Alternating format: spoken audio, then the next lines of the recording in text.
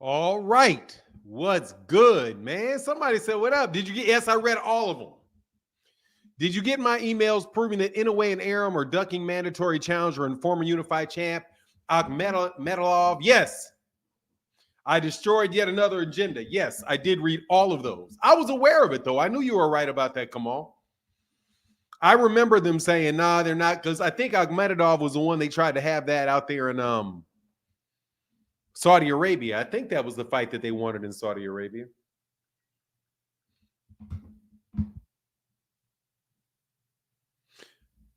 I could never pull a jewelry heist with Fanon. He'd be late.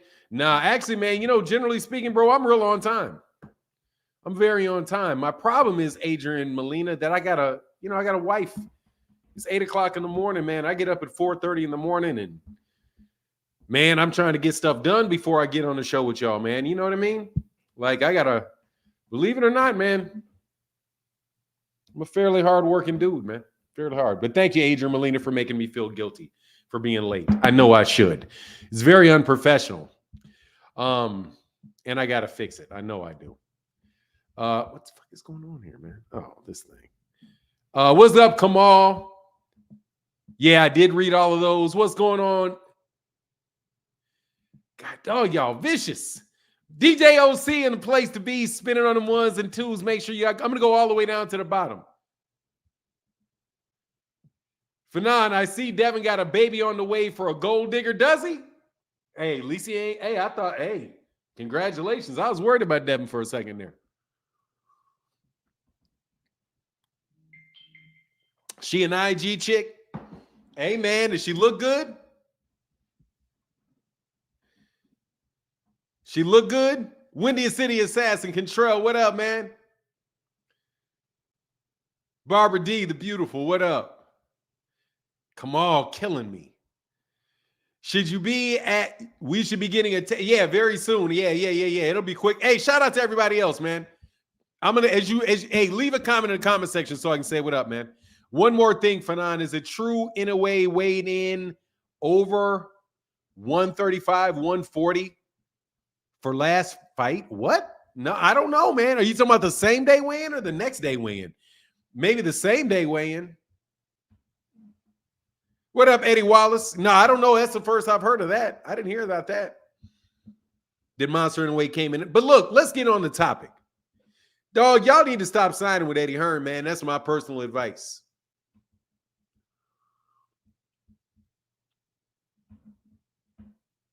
Eddie Hearn, in my personal opinion, Eddie Hearn is pulling a con job on Jaron Ennis. That's a con job, bro. I think they're trying to get rid of Jaron so they can big up Conor Benn. Somebody said that to me the other day, and I was like, Conor Benn is suspended for a long time. But then I went and I saw what the person was talking about, and they said the person that I spoke with on the live stream yesterday.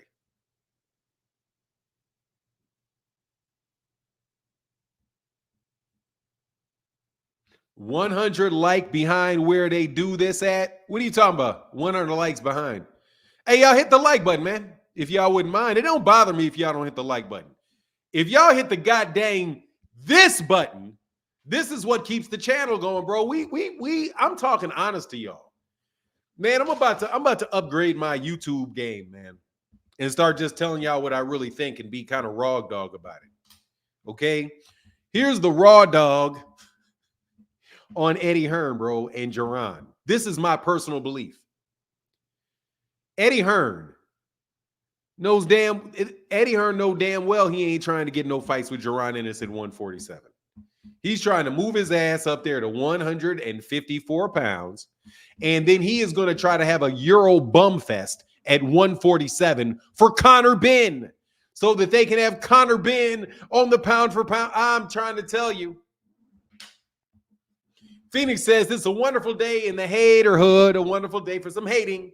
Yes, it is time. Yes, it is time. Devin's girl can't be a gold digger because he ain't got gold. Hey, man, he has some gold when he has some. Yeah, he does got some gold. Ooh-wee.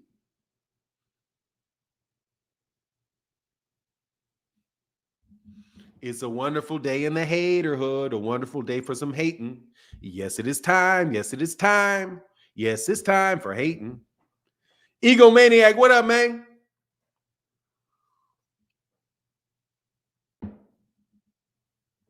Oh yeah, he's on that saboteur bullshit, bro. He's setting that shit up, bro. That shit is ain't no way he lost. I have to believe they lost that purse bid on purpose, dog.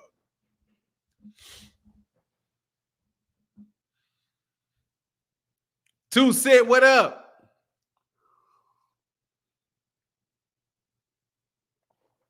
Show love to that. Hey, look, 2 Cent, I gotta put you to work. 2 Cent, I gotta put you to work, 2 Cent. 2 Cent, you need to be clicking this link. You need to be clicking this link. You need to be jumping up here, man, so we can get some of those, so we can get the rest of them subscribers for you today. How many subscribers you at, 2 Cent? Eddie could definitely make a unification for Jaron. He ain't fooling me. Nah, he's setting it up, bro. He's setting them up. Dude, they don't care about making American stars, bro. They do not care. Deep down, they do not care about making an American a fight fan, an American fighter a star. I do not believe it. Okay, dope. So you're at 12:20. Okay, great. So what's your watch time at? What's your watch time?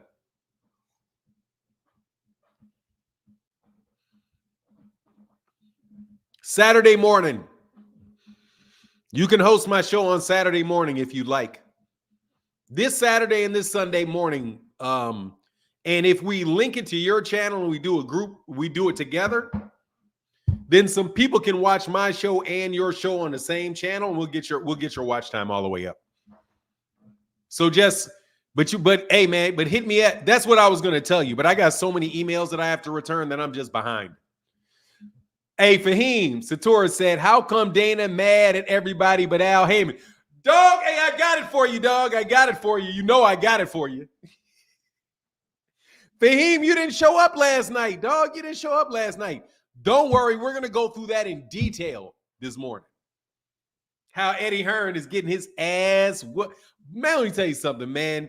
Dana White getting his ass whooped by Al Heyman. Hey, dude, seriously, I have never met Al. Oh, say make it on Saturday if possible. Yeah, we can do one on Saturday. We can. We can even call a bullshit fight if you want. We can call a bullshit fight. You can, or whatever we do. Just do a couple live streams and we'll get you there. Oh yeah. You'll get there fast. We'll get there fast. Yeah, we'll get you monetized. 2 Cent. You. I like you, 2 Cent. And in exchange, all you got to do is make everybody subscribe to MH Blackwell and watch my damn videos. Man, I'm having so much fun on MH Blackwell. Ooh, we gonna have some good arguments, man. I better stop before I get in trouble, though, because some of y'all foundational Black Americans are lying out y'all ass. Boy, these YouTubers are manipulative as hell, ain't they? Anyway, yeah, no worries, man. I watched it this morning. Great. Oh, you saw it? Oh, you saw it? Okay, cool. So that means I ain't got to do it. That's some real big bro type shit. Yeah. You know what it is. We all trying to make some money, man. We all trying to survive, man. We got to each one teach one, each one reach one. I wish somebody had done it for me. So, but nah. Had to grind, man. What's going on? Philadelphia, the Banana Republic. Thank you, brother, for the $2 holler. All right, so here's the link. I need to get some debates going on. So, yeah, I'm telling you, man, like Shakur's going to got a 2-fight. I think they got 2-fight deals. They got 2-fight deals, dude. They need to get these fights. And, I mean, it's tough to say because they're going to be wealthy any way it goes. You know what I mean? As long as they save their money, they're making a lot of money. But I got to tell you, man, like for American boxing, I really wish the British would get the fuck out of the United States. I really do. No disrespect. Like, I don't think we should be going to the UK, like promoting fights in the UK. because we don't know how to promote the fights in the UK. Like, I I was thinking to myself, like, how would you?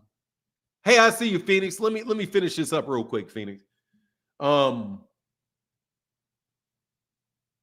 I would not hire Eddie Hearn to promote me in this. In I would not hire. It would be a major concern for me if a promoter did not know where Decatur know anything about Decatur, Georgia. That is a huge red flag that he did not know what Decatur, Georgia, where Decatur, Georgia was. Who doesn't know where Decatur, Georgia is? Who hasn't heard of Decatur, Georgia? How can you think when you are promoting? Listen to this. You're promoting Jaron Ennis is a Black American fighter. I don't know if there are more Black people in Philadelphia or Atlanta. Atlanta, Georgia is right down the street, Eddie. Atlanta, Georgia is right over there. You don't go to Decatur, you go to Atlanta, and you will see that the people in Atlanta know the people in Decatur. That's why you can sell out shows with Shakur Stevenson in Newark, New Jersey, because you're going to have people from New York coming over there. Dakota, you think Philly got more Black people than I'll check it out. What up, Phoenix the Assassin? Let me check that. Let me do that research for him. Hey, what's up, man? But nah, they didn't sell out Newark for Shakur. You remember that they had about half the people there, and some of them left. But Yo, you just hating, man. Oh, it's a wonderful time for a hater. Oh, you want me to hey, sing your intro I'm song? not hating. I'm not hating. Oh, hold on, let me do the intro song, man. Let Hey, me get you this got down. the music. You got the music. Yeah. Hold on. It's a wonderful day in the haterhood. A wonderful day for some hating. Yes, it is Yes, time. it is time. Time. You Yes, it's know. time for hating. Go But ahead, man. yeah, like man, it's interesting. Like you seen well what I sent you last night. Turkey saying he talked to Oscar about bringing free fights to TV and everything. So I'm just like, see that's how you know he king of the B sides right there because ain't nobody with a name gonna fight on them free fights. It's gonna be like the Friday night fights that ESPN used to do. And you also know ain't nobody with a name is gonna go, like no promoter who knows what type of fighter they got. If they know that they can go ahead and sell a pay-per-view at 80 something dollars and do better than everyone else are gonna work with him and agree to do $20 for that. Ain't no way. So I have no idea what this man doing, but he messing himself up. I mean, like, damn. And like the fact that he's lost money like on every card he's tried to do, and now he's talking about wanting to lower the prices when he already losing money. It's like, okay, how's he gonna turn a profit on that? And then with these fighters who think or and the fans too that think he's the savior that's going to be getting fighters all this money, getting them paid and stuff. We're going to see that the cards is downscaled. They're not going to be spending as much. They're charging less for the pay per view, and then on top of that, if it's a guy like Terrence Crawford or Boots or anyone else that is recognizable, by the name and the accomplishments and we don't know too much about Boots as far as ego is concerned and what he feels he should be paid and everything because he don't really seem like he's complaining about that too much unless I miss something. But we see the way Crawford is being right now and how he looking for whatever with that Canelo fight or even Shakur right now looking for his paydays and stuff outside of Tank like that stuff ain't really gonna get them the type of money that they think they gonna get. Like at best, I'm thinking that they're probably going to make about the same that they was before they even started, jumping on them Riyadh cards, simply because of the whole situation that we've seen, like that business article they put out recently about uh you had touched on it a little bit about how they the Saudi prince or whatever is talking about they need to start reinvesting back in the country with some profit for that Mm. entertainment division. But then at the same time, well, if they're not making no profit, they can't reinvest back in the country. So at the same time, it's like, okay, how long are they going to let that go on? And then the fact that they want to put lower pay per view costs on that, which lowers their profit. Like it wouldn't make sense if they still try to do things at the same scale that they've been doing it. Because if you're going to be charging less, and you got to spend less, so these fighters and them other people are about to be real disappointed when they start seeing like, oh, well, this ain't the same money that you was talking about before. And then like the promoters, I don't know how they're gonna be handling it because I mean, Turkey kind of helping them so that they're not putting as much of their own money up as they was before to go ahead and get these fighters paid. So I'm curious to see how this whole thing is going to go ahead and turn out with the promoters and the fighters. And is it going to be the promoters saying like, you know what, this ain't worth it, or is it going to be the fighters saying, hey man, y'all told me I was going to get this money, so y'all need to go ahead and do something about that. I don't know who's going to break first when it comes to that, but the way this is going, I don't know. The only good thing I'll say is that those free fights could be good because then you get some people out there that you normally might not see, and maybe you find like the next big star, and that gets them some exposure to be on pay per view one day, or we see a young fighter develop that we normally wouldn't see because it's non televised fights. Like outside of that, I can't really see any other benefit for them free fights that he's talking about with Oscar. So that's my thoughts on that bit about Turkey, but I didn't know if you did any thinking about that or if you got a video coming out on it. So, On which one? I'm sorry, man. I got oh, kind of. just the free, I'll let just like you. Hey, his. just so you know, bro. When you cook, I'm thinking you cooking for everybody there. If you Okay, switch I up could and do ask that. me a question, bro, I'm zoned. But yeah, just Turkey's plans as far as lower pay per view price in combination with the free fights he wants to do with Oscar. How do you think that all works out in the grand scheme of things?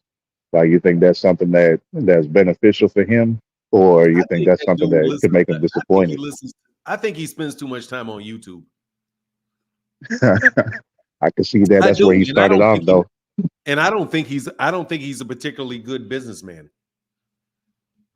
That's Yeah, what he I don't think. sound like it. I don't think that he's a good business person. I think All he's right. flying by the. I think he's flying by the seat of his pants. Is what I think. Because there's no. First of all, you're lowering. You slashing ticket prices like crazy for the Terrence Crawford fight. Now but why did you start so fucking high? Right? Like you don't see Gervonta Davis's ticket prices getting slashed because they start at a reasonable rate that they know people are going to buy at. If you don't have an idea of how to set the price and I'm telling you that speaking as somebody that does not have a clue as how to on how to set prices for a boxing event for a venue for the ticket prices. But I don't think Turkey Al-Sheikh does either. I just think Turkey Al-Sheikh has a lot of money. And you know what they say? A fool, and I'm not calling him a fool, but the saying is, a fool and their money are soon parted. How the fuck do you come into the United States of America with billions of dollars and you can't succeed? And I'm just saying off Eddie Hearn and when DAZN came in there, how do you have all that money and you can't succeed? Easy. You don't know what you're doing. Yep. Then Yep. somebody could give you, if you were a doctor, right? Just say, think about boxing like a doctor's office. You could get a doctor's office with updated equipment, the nicest seats in the waiting room. You could have literally like a mini restaurant in there where people are waiting and a chef is making them omelets before they go into the doctor's office. Your wait time could be almost non-existent. But if the doctor don't know what the fuck he's doing, you're gonna die. Yep. So and I've always preached this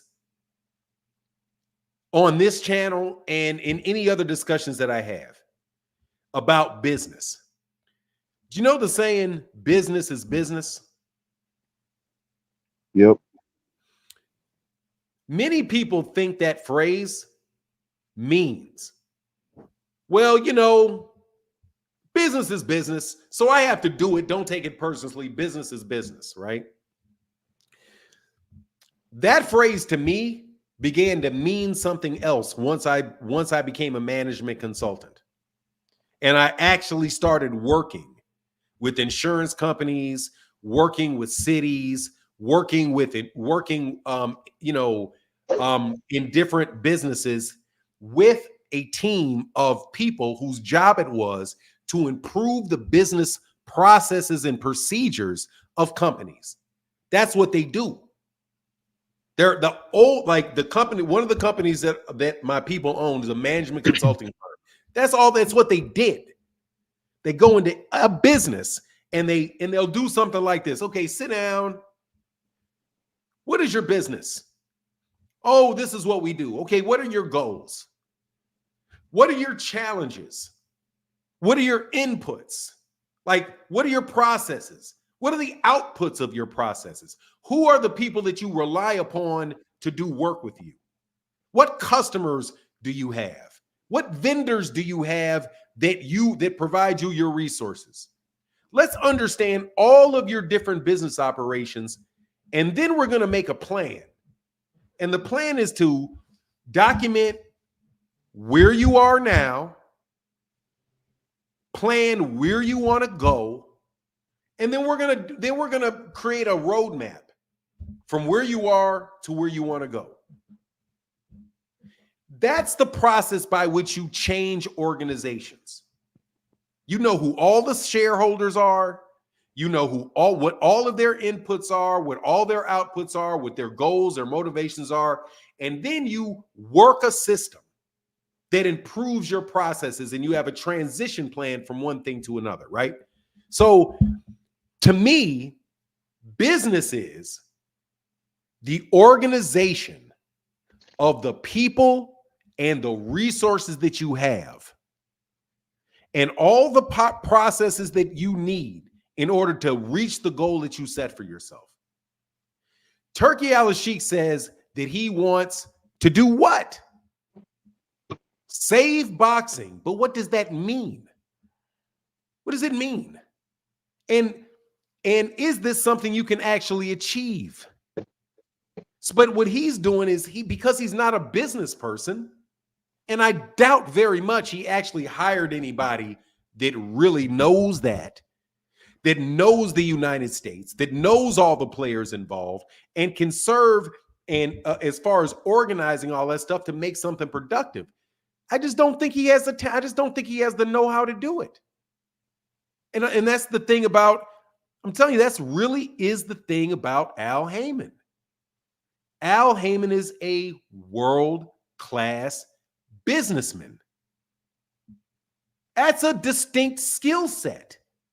Separate from money. Separate from money. Jewish people, shout out to all the Jewish people in the building. For centuries and centuries, that's what they passed from father to son, mother to daughter. Skills, accounting skills, communication skills, organizational skills that people with money could then hire them to use for their benefit. But the people with the money are never dumb enough to believe that they know the processes. Turki Al-Sheikh cannot sit in the heavens with the money and be in the earth too. I just don't think he's equipped. I don't. When I'm listening to, and I'm telling you, man, I've been doing this for years. As I look at the structure that Al Haymon has in the PBC, the relationship between the 1099 contractors that he's obviously using, his established relationships with all of the venues that he does business with, the relationships that he has with promoters, the networks, and the way that he's designed his kind of world to work has been copied. But it's not been copied and executed as well as Al Haymon, because his whole thing is about being profitable. And he's trying to find extra value for fighters by letting them know what they can do with their money outside of boxing to increase their worth. That is not something Turki Al-Sheikh has the ability to do. That's not something that you're going to be able to get from Eddie Hearn. Eddie Hearn is not going to give you sound financial advice. Eddie Hearn is not going to say you're not going to be able to have a relationship with Turki Al-Sheikh and Eddie Hearn like Adrian Bronner had with Al Heyman, where Al Heyman is literally taking his money for the sake of protecting him and paying it out to him over a period of time. Unless you really know very, very, very detail-oriented business analysts, project managers, financial managers, dude, as CEO, unless you chief financial officer, unless you really know those people, you will never really get the amount of detail and the necessity of letting them do their job. What is Turki Al-Sheikh? What's his skill set? Fuck what his money is. What's his skill set? What does he do? Like, what did he do? Like, I know Errol Spence Jr.'s skill set is easy. He's a boxer. Easy. Right? What is Barack Obama's skill set? He's a lawyer. He's a politician. You know what he does. What the fuck does Turki Al-Sheikh do? Where did he get educated? What job did he have? How did the job that he had, the things that he did, how does that relate to fixing a decentralized global organization with thousands of independently operating parts? How is he qualified to do that? You might as well be asking somebody to, hey man, let's have open heart surgery. Who's going to do it? Oh, the local chef down the street. He's a millionaire. So let him do heart surgery on me. Well, why would you let a chef do heart surgery on you? Well, he's got all the money in the world. He can buy the best equipment. He's got the softest bed in his waiting room. Yeah, but he doesn't know what the fuck he's doing. It's not going to work.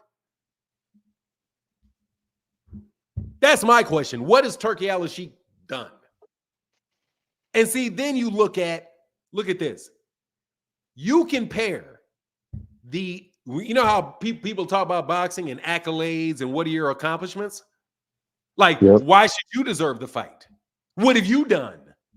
Well, what has he done? Managed to become friends with the Saudi prince is the only definitive thing that I can see he did. That's it. What has he done? Did he do some great shit with soccer? No. He pulled out of soccer. So why, if he can't pull out of a soccer league, and it's a fucking league, how's he going? These dudes are blowing smoke up his ass and taking his money is what they're doing with Turki Al-Sheikh. Blowing smoke up his ass and taking his money. His excellency, his excellency, his excellency. Yeah, this dude's going to be at the door in about 3 weeks. So let's get his excellency's excellent money while we can. And that's what they're going to think of somebody that thinks they're going to walk in the room and throw a bunch of money around. So now you got people pushing back. And, dude, that shit, the UFC losing all that money, come on, man. But I hope that answers your question. That's just yeah. And I agree with that. I think that's a pretty good. Like, I don't get that.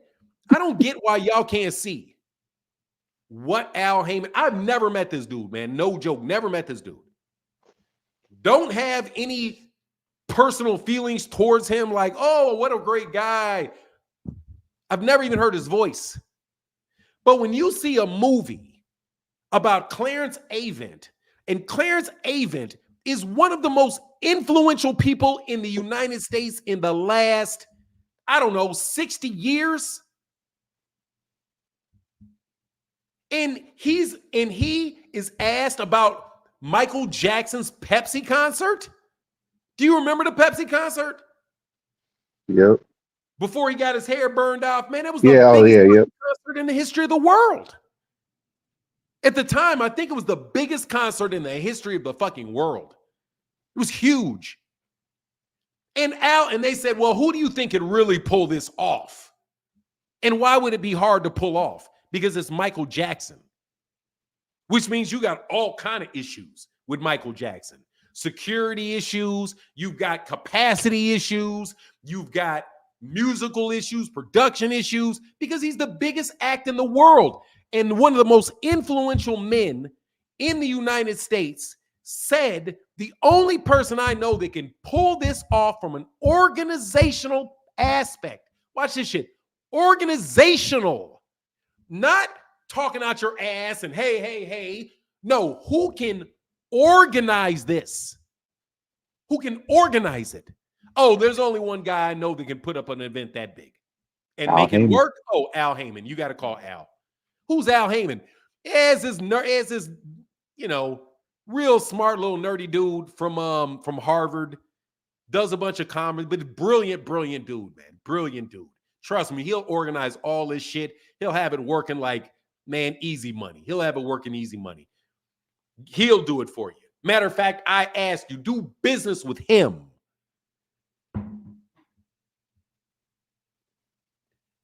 Dude, a vouch from Clarence Avent, an MBA from Harvard, the biggest 3 or 4 or 5 boxing events in the history of boxing. And y'all can't find a way to get that man credit for what the skill set that he has. There's nobody in boxing at his level that has that skill set. None. Do you know the difference between Al Heyman and Bob Arum when Bob Arum started to work with Ali is night and fucking day? Think about this. Bob Arum, who's the greatest promoter, one of the 2 or 3 greatest promoters in the history of boxing, right? Yeah. He told a story on Cigar Talk. Shout out to Najee. Shout out to boxing, Cigar Talk. He told a story about how he got into boxing. And basically, he was a tax attorney. He was a tax attorney working for the government, working under Robert F. Kennedy. Robert F. Kennedy was assassinated. So Bob Arum was like, he knew boxing, didn't know anything about boxing, had never been in a boxing match before, but he did an audit of the mob in their boxing events. In the process, Ali's team meets him. Ali calls him and says, hey, man, we need somebody to organize this thing we're trying to do. We want you to get into promotion. So Bob Arum goes to the city, goes to Chicago, meets the Honorable Elijah Muhammad. They put everything together, and then he starts representing and running that and being the face of Top Rank. Compare that experience that Bob Arum had to what Al Heyman has. There's no fucking comparison between the educational level of Bob Arum as it relates to promotion and Al Heyman. At all. No comparison at all. He was nowhere near the level of guy that Al Heyman is. Nowhere. And the difference is Al Heyman doesn't get on camera. But what kind of people don't get on camera? What kind of people don't want to talk to the media? People that don't have to. Oh, no. I'm going to tell you the type of people that don't like to do that as a personality. They're very, very detail-oriented introverts. He's probably an introvert. Like, I don't really like fucking with people. I don't really like talking with people. I just like doing numbers. Leave me the fuck alone. That's what a whole lot of people like that are. Numbers crunchers are like that. Numbers crunchers are like, look, man, just give me the fucking numbers. Give me the paper. Where's the spreadsheets? Let's do the profit. Let's do the profit and loss analysis on this event. How much money are we going to make? How many pay-per-views do we going to buy? And guess what he's going to do? When you ask somebody like that, what the pay-per-view numbers are going to do, bro, I guarantee you he's got a fucking built-up model for that. He's got a predictive model for that. He enters the numbers into a system. Go run that bitch. Oh, according to the last 5,000 fucking events I've done, we're going to make about that much money on this event. How much money do we need? Oh, we need a line of credit of about that much. Now, do you know what probably slowed things for him? Probably slowed him was the fact that now he has to do his own production. Because before, they didn't have the data because they were doing business with HBO, doing business with Showtime. They didn't actually have to bring in cameras, bring in stages, bring in all of that stuff and actually produce the content of the boxing match that they own the masters to, and then they can distribute out through Amazon Prime. So if you listen to what people have said, specifically Steven fucking Espinoza, which is another thing. I'm telling you, some of y'all black folk do not, and I love black folk. Y'all know I do, because I am one. Y'all don't appreciate fucking true skill. You don't. Some of y'all do not. Some of y'all, what's that shit you call it when you learn a little bit and you think you know every fucking thing? That's that Dunning-Kruger effect. Yeah, that Dunning-Kruger shit you mentioned the other day. It's Dunning-Kruger shit when it comes to them. Because, first of all, Steven Espinoza really can't hold a candle to Al Heyman. Really can't. And none of y'all can hold a candle to Steven Espinoza. Hey, Steven Espinoza, what's your accolades? Compare his accolades as somebody that is working on the production of the actual fights and compare that to Eddie Hearn. Eddie Hearn ain't no lawyer. He damn sure ain't no Stanford-educated lawyer. So he's not writing those contracts, going through those contracts, knowing what that shit says intensely. He's never run. This dude, all of the different things that Steven Espinoza has done, from being the chief legal counsel for Golden Boy to moving over to HBO to moving over to Showtime. This dude has been part of the biggest fights and producing the biggest fights in the history of boxing. And you got people running around on YouTube talking about like he's a fucking idiot or something. But the people that are listening to him don't even understand what the words coming out of his mouth. I mean, to me, the whole thing is amazing. And when I watch, like, I understand Shakur, and I understand Terrence, and I understand the fighters. I really do. Because when you got all these people in your ear, it's hard to kind of get your bearing straight or look at it from as objective a standpoint as somebody that's not involved.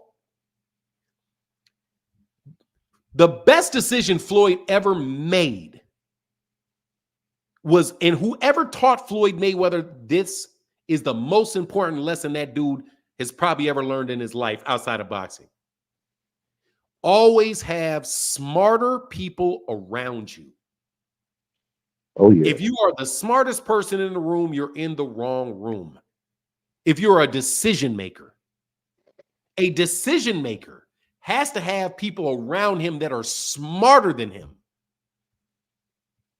And he needs to understand the questions to ask to get his understanding where it needs to be to make the decision. Turki Al-Sheikh is not equipped to take over the boxing world. He's not. He doesn't have the educational or experience. He just got a bunch of money. That's it. He's got a lot of money, and that's a lot. But all the money in the world cannot get you a Rembrandt, because Rembrandt's dead. Can't get you a new one. You can buy the one that's painted, but you can't paint that shit just because you got the money to buy it. You can't, dude, all the money in the world ain't going to turn you into Mahalia Jackson. Bitch, you can't sing. How much money you got? How many of these people love you? How many of these people, record label people want to, dude, when that shit hits people's ears, they're going to know the difference between your ass and Mahalia. People don't see the difference between Eddie Hearn, a silver spoon, ain't been to college a day in his fucking life, rich boy, and Al Heyman.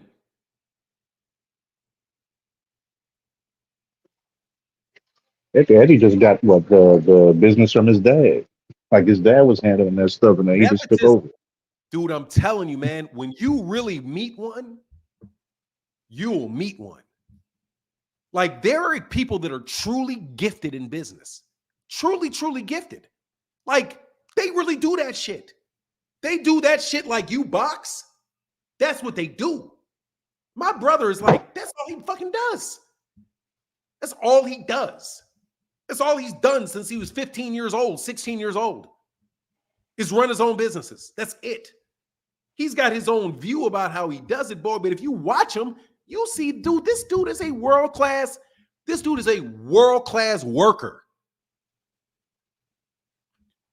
You guys that think, oh, we're boxers, we just need to make the decisions. No, you don't need to make the decisions. No, you don't. Well, let me say, you need to make the decisions, but you're not equipped to analyze that problem like some other people are equipped to analyze that problem. And I sit here on YouTube often listening to people that don't know fuck all about a contract talk about them. I can't imagine what it's like to be a boxer sitting here listening to me tell Terrence Crawford what kind of punches he needs to throw. Okay. He would look at me like, man, if you don't get the fuck out of my face telling me what I need to do. That's what Al Heyman was looking at when Terrence Crawford was talking to him. Like, man, dude, it's going to take me 3 years to explain to you exactly why you're dumb as fuck. Now, I mean it. You know how long sometimes it will take somebody to truly explain to somebody else where they understand exactly how they don't know shit? What's that Dunning-Kruger's thing? Yeah.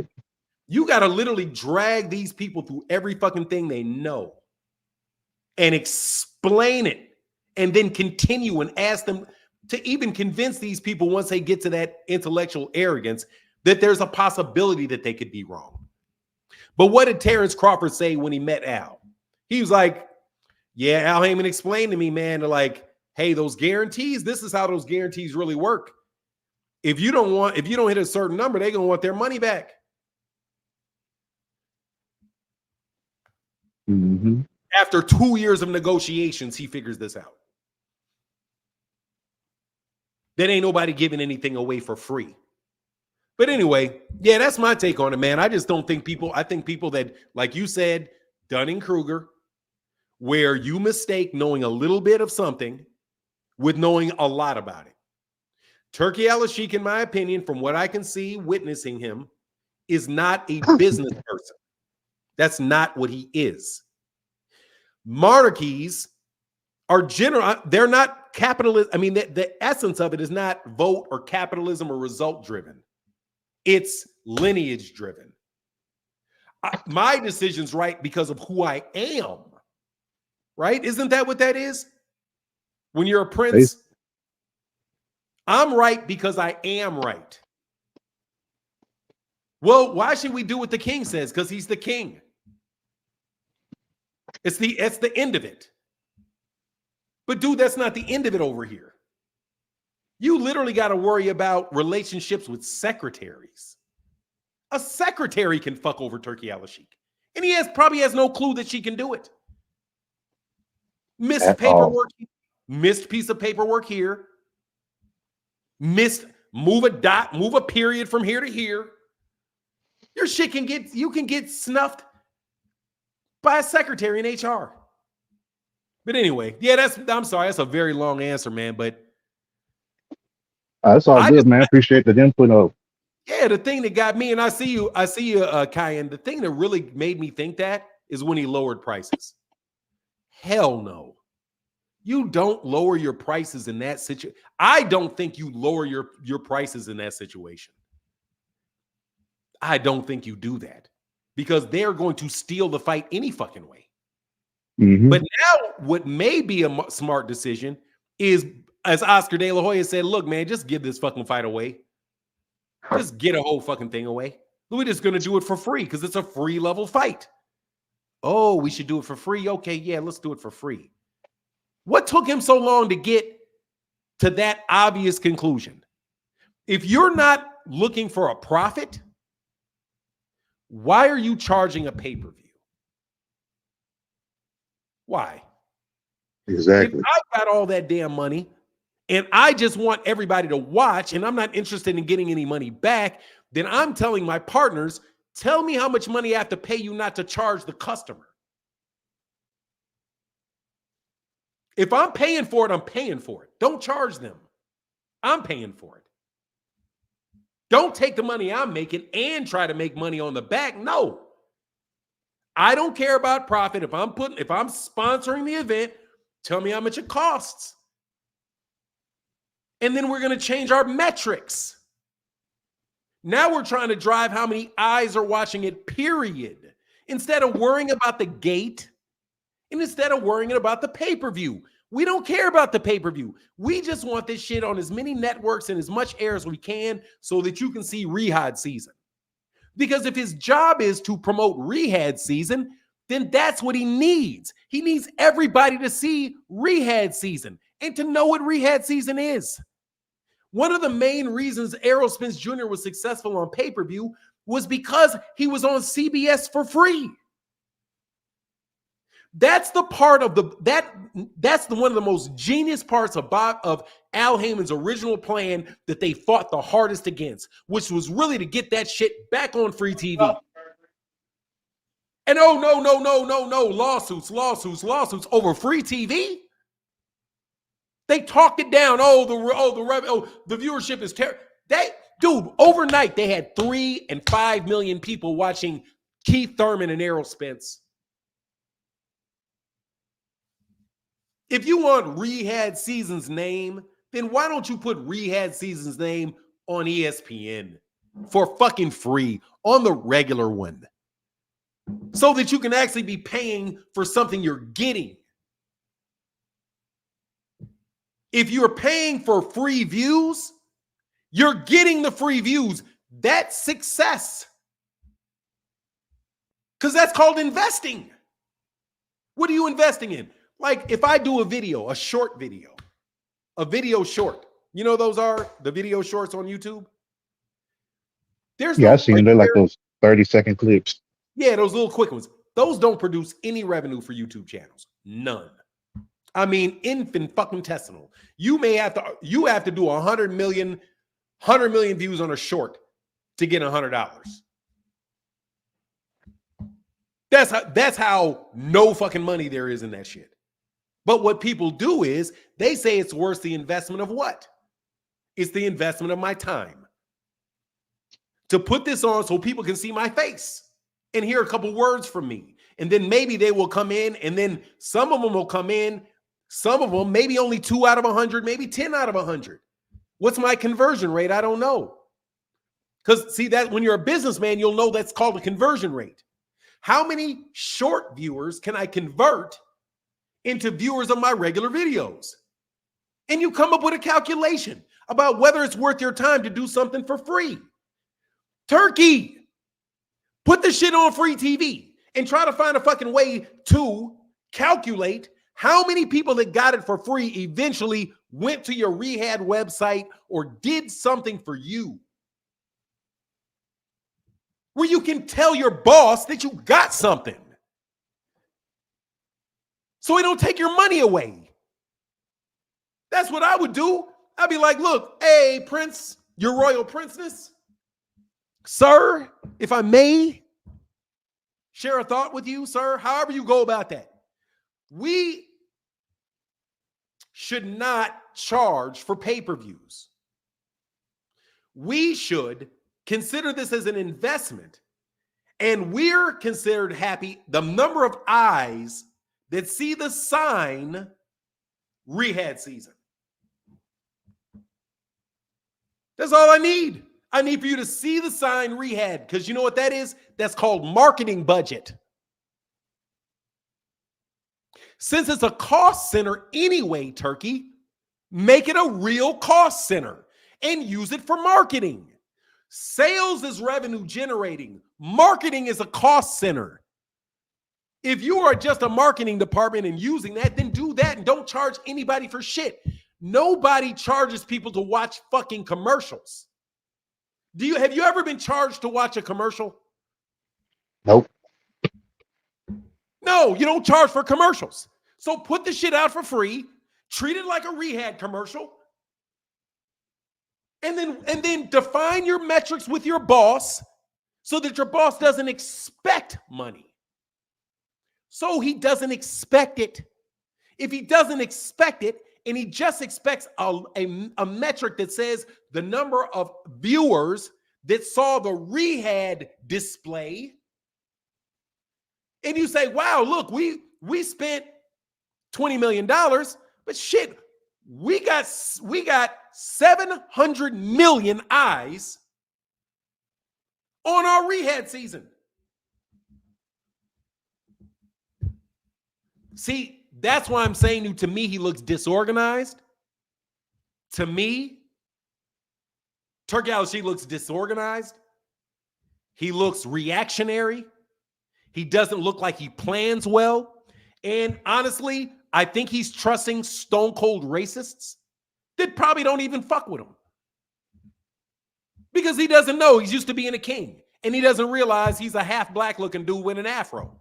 They're not fucking with you like that, Turki. They're not fucking with you like that, Turki. Anyway, yeah, that's me. Yeah. All right, man. Appreciate that breakdown, man. Yeah. These dudes, I'm trying to tell you, man, like in the law, people on YouTube talking about the law don't know their ass from an acorn. Nope. Talking about business, the only type of real business discussion that I see ever taking place on YouTube is about investments. Dude, strictly speaking, investment's not business. Really. It's not operational. That's investment. That's like what the worth of companies are.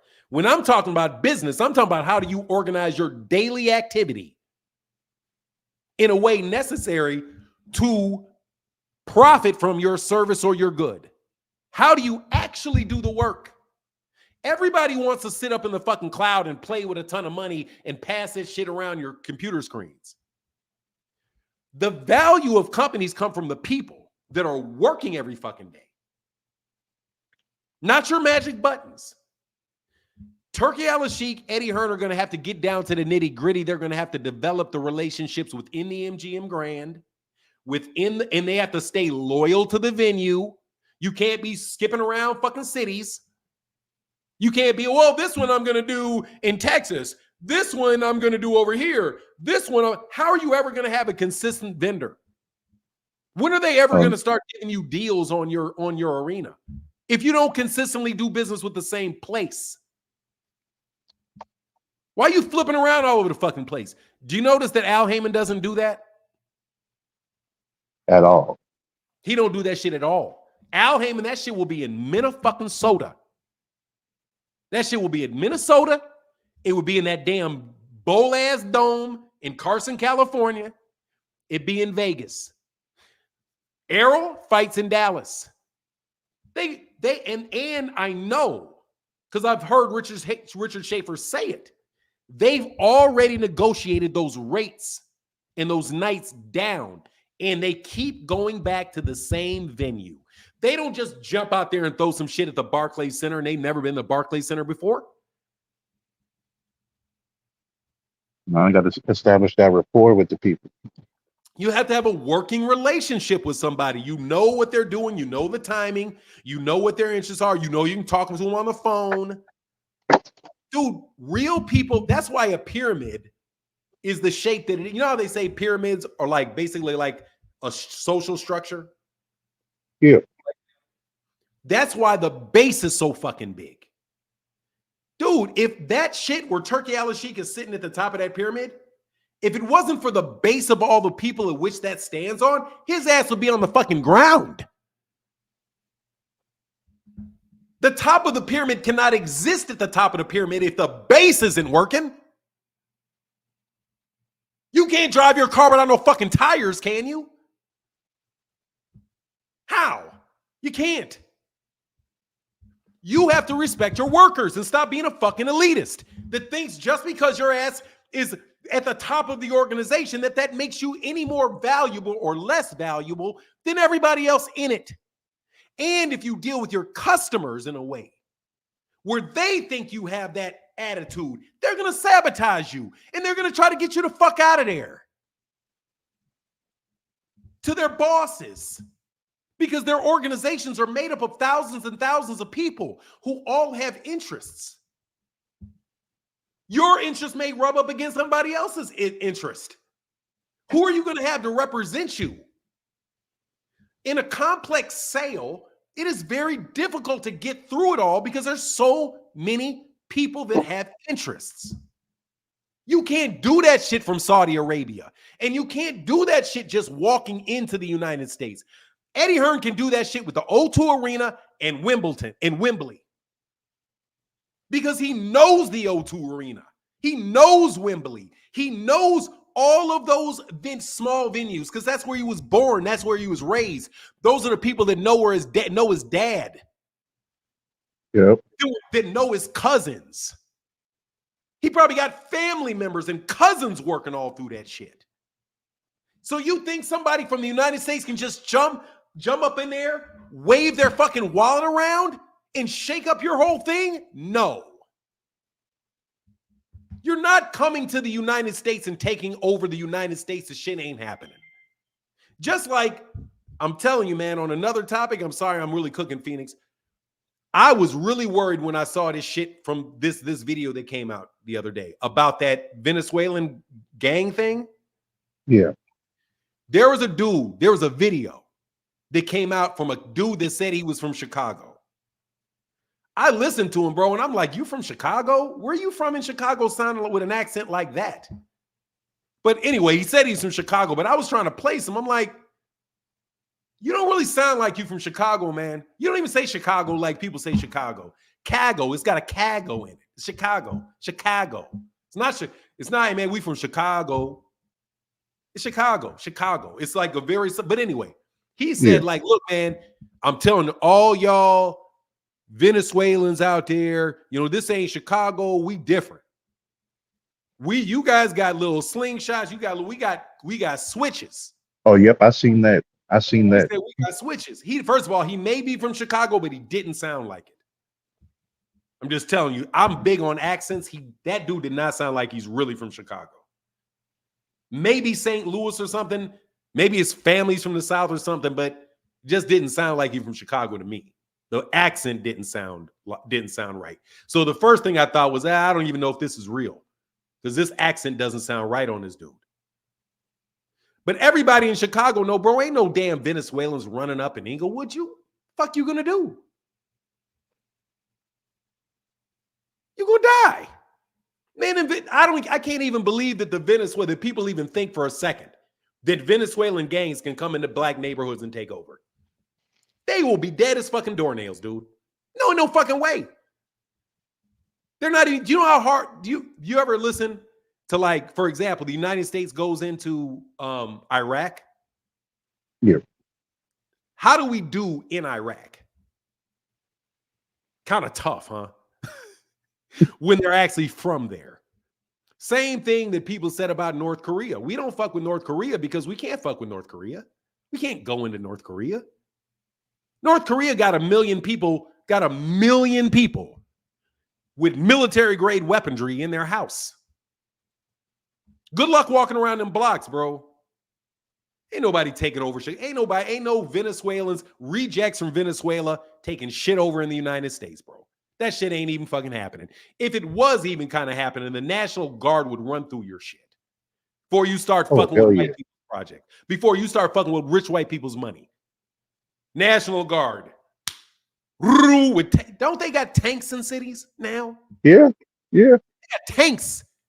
The Chicago police force got tanks and helicopters and automatics. How in the hell are some Rudy Poot ass people going to come over and take over Los Angeles? Good luck. I don't think you could take over Wheaton, Illinois. I'm telling you. I don't think you could take over my block. Do you know how many people got automatic weapons on my block? Good Probably luck, at least Second half of. Good Hey, luck. the Second Amendment is a beautiful thing. Is dog. People in Texas, don't fuck with Texas. It'll fix your road rage real fast, man. Them dudes ain't taking over, man. But just the same thing. Turki Al-Sheikh ain't taking over. They ain't got money like that. Like even the Or the idea that they got relationship. money like that. They don't got money like that. They may have individuals who got money like that. A royal family got money like that. They don't got money like the United States got money. And guns. Because if there's too many Venezuelans coming over here, bro, we'll just fuck around and go over there.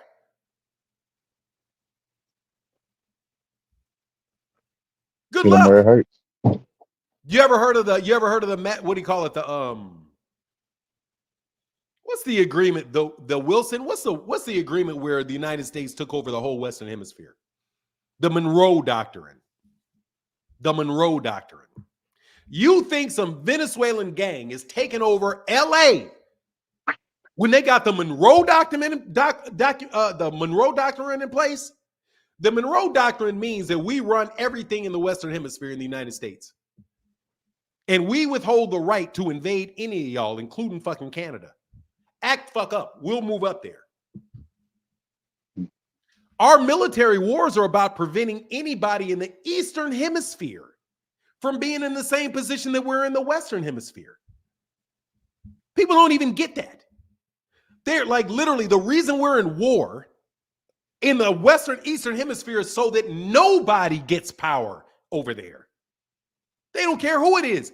If it was Great Britain that was in the position of Russia, we'd be at war with Great Britain. If France ever got that big, we'd be at war with France. Because we're not going to allow anybody to have freedom to roam in the Western Hemisphere, in the Eastern Hemisphere. So we just start shit with them. Because the second one of them does, we believe, this is America, what we believe is that they will come over here. Once they're strong enough over there and they've locked down the Eastern Hemisphere, they're going to come over here and get us. So they're trying to keep all that shit in turmoil. You're not bringing some Rudy Poot gang from the south side of Venezuela to the United States and doing shit. Shit. Nothing. They're not here. Trust me, ain't no Venezuelans here that they don't want here. None of them. Because if they find them, they'll get rid of them. And they'll go into Venezuela in a heartbeat. We're just like, hey, are we going to go in there or not? No, because we just need to make sure they never get their feet set. That's what you're really trying to do. Kind of like boxing. You got to set your feet to punch. Yep. Keep them on That's balance. what we're trying to prevent them from ever doing all of them, from ever setting their feet. You don't want Africa feet set. You don't want that. You got to keep them off balance. Politically speaking, you got to keep Africa off balance forever. Forever. Forever. That shit's going to be, as long as they're going to keep Africa off balance forever. Because that is the one area in the world where really, if they get on top, it's a fucking wrap for everybody. I'm telling you, it's a fucking wrap for everybody. Africa is like that powerful, it's that wealthy, with that many people that are that good at fighting. They don't want that. So if we look at global politics, and this is just my opinion, right? Some people can disagree. Kamal Oz probably does disagree. But we go from global politics and global business, and we go down to the business at a domestic level. Turki Al-Sheikh is never taking over boxing in the United States to any significant degree. No industry will Saudi Arabia be running in the United States. Never. Unless, and also, no way in the world is some Venezuelan refugees coming to the United States and doing shit that they don't want you to do. Now, if you go over there and run that property value down, good. Go over there and kill each other over there. Go ahead and kill each other right over there on the north side of Aurora. Go kill each other over there. Decrease those prices for that real estate. And when it's time to clean it up, we're going to pick you up and move you to the other side of the town. And we're going to move our family over there. Buy all your shit up, fix the roads, put a Starbucks in there and a couple Whole Food stores. And we'll be chilling all the richer. While your ass is We're not allowed to set your feet and we move you over there. That's what gentrification is. Black people are never allowed to set their feet in any area. You're gonna the income as soon as you got a long term, the drugs come in. Then when the drugs come in, the property value drops. Then what comes in? LGBTQ comes in, and then the price values starts going up. Price value starts going up. Store starts coming in. High value, wealthy people that can afford the heist process come in. You guys get moved out of your neighborhoods where you've been for 30 years. Because about 30 years, it's about time to get you moving. But you know what we do?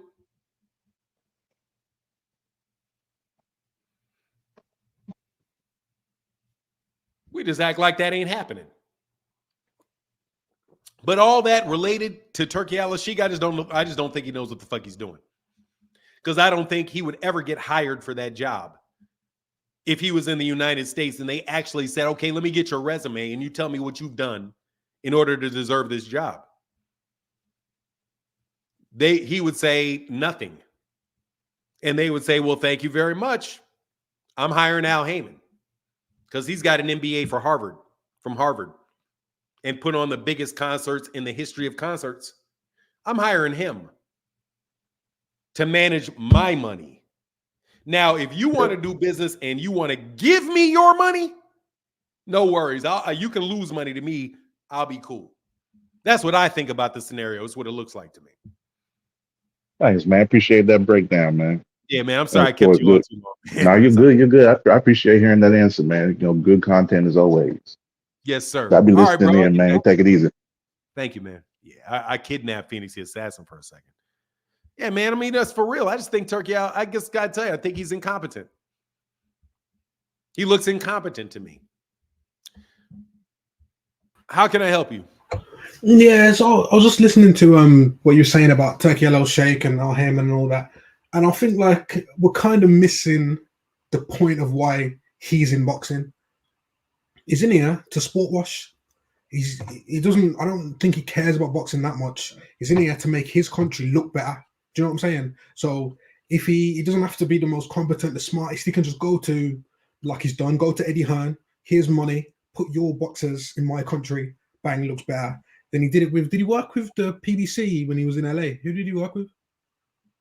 Okay, let's try this.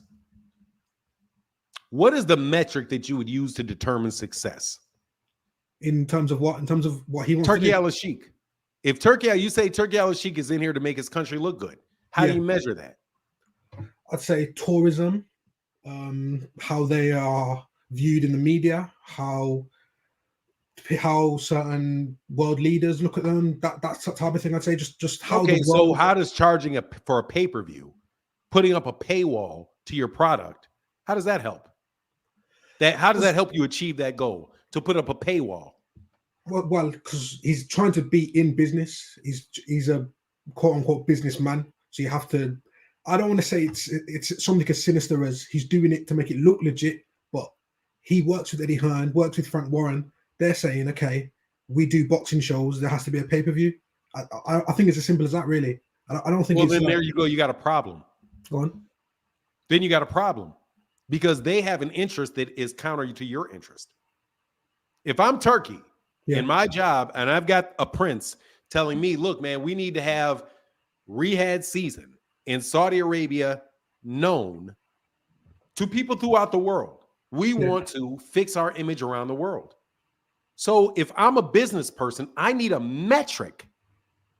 I need a measurement. Yeah. You know the word where they say numbers lie, men lie, women lie, numbers don't lie? I need the metric.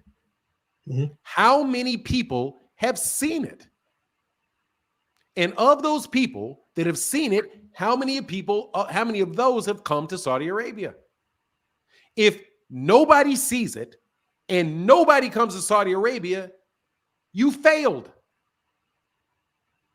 So if you're paying for everything and you have a vendor that says, hey, man, I want to put this on pay-per-view,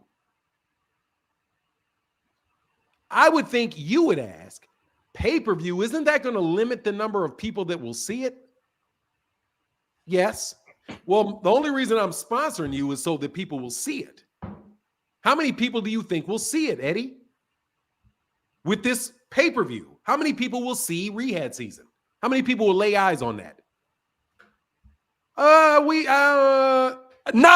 need to know the fucking number, Eddie, before I give any number. How many eyes are you going to promise me for my money? And how are you going to get the eyes? And matter of fact, I don't even care how you get the eyes. Get the fucking eyes. But give me my metric for the eyes. And I should be able to verify your metric for the eyes on Rehab Season because I got a prince with execution abilities behind me asking me to do a job. This dude gets to kill people. I got to do my goddamn job. How many eyes are you going to have on my fight? Well, guess what? Not many eyes on the fight for Terrence Crawford. Do you know what I'll say to that? I'll say this. He's like I said earlier, he's working with them. Their model is pay-per-view. So he has to work within their model. Otherwise, because no, he doesn't. Because how else he can't go to Anthony Joshua. Paying for it. Say that again. He's already paying for it. Yeah, I know. He's paying for their services effectively and then sticking Riyadh Season on their shows. And because it's Riyadh Season and it says Riyadh Season and it's in Saudi Arabia, it's a bit of, oh, this is in Saudi Arabia. Okay, let's go there and see what Saudi Arabia's got. Excuses. I need to know that I'm going to get a certain amount of eyes on my Rehab Season sign. I am going to give you X amount of dollars. I don't give a fuck what you do after that. I need my eyes or you don't get my money. Period. Yeah. Because that's what I'm giving you the money for. Mm-hmm. If you want to be in your business model, be in your business model without my money. No problem.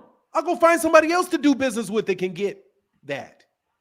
But there's no one that can do that. That's why he's partnered with that's why he's trying to partner with everyone. There's no one that he can just give money to and he's gonna not do what they do anyway.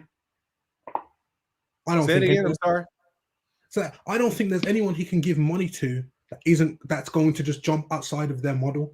I don't see that happening. They will. They did. They literally took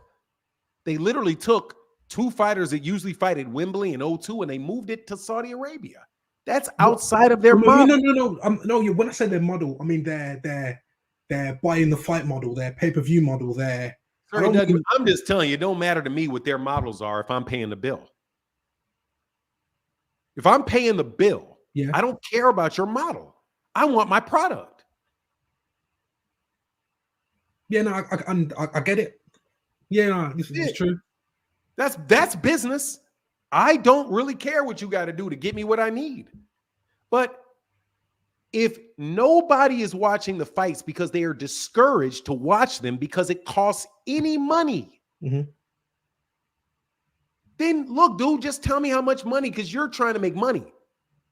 Eddie Hearn's deal is to make profit.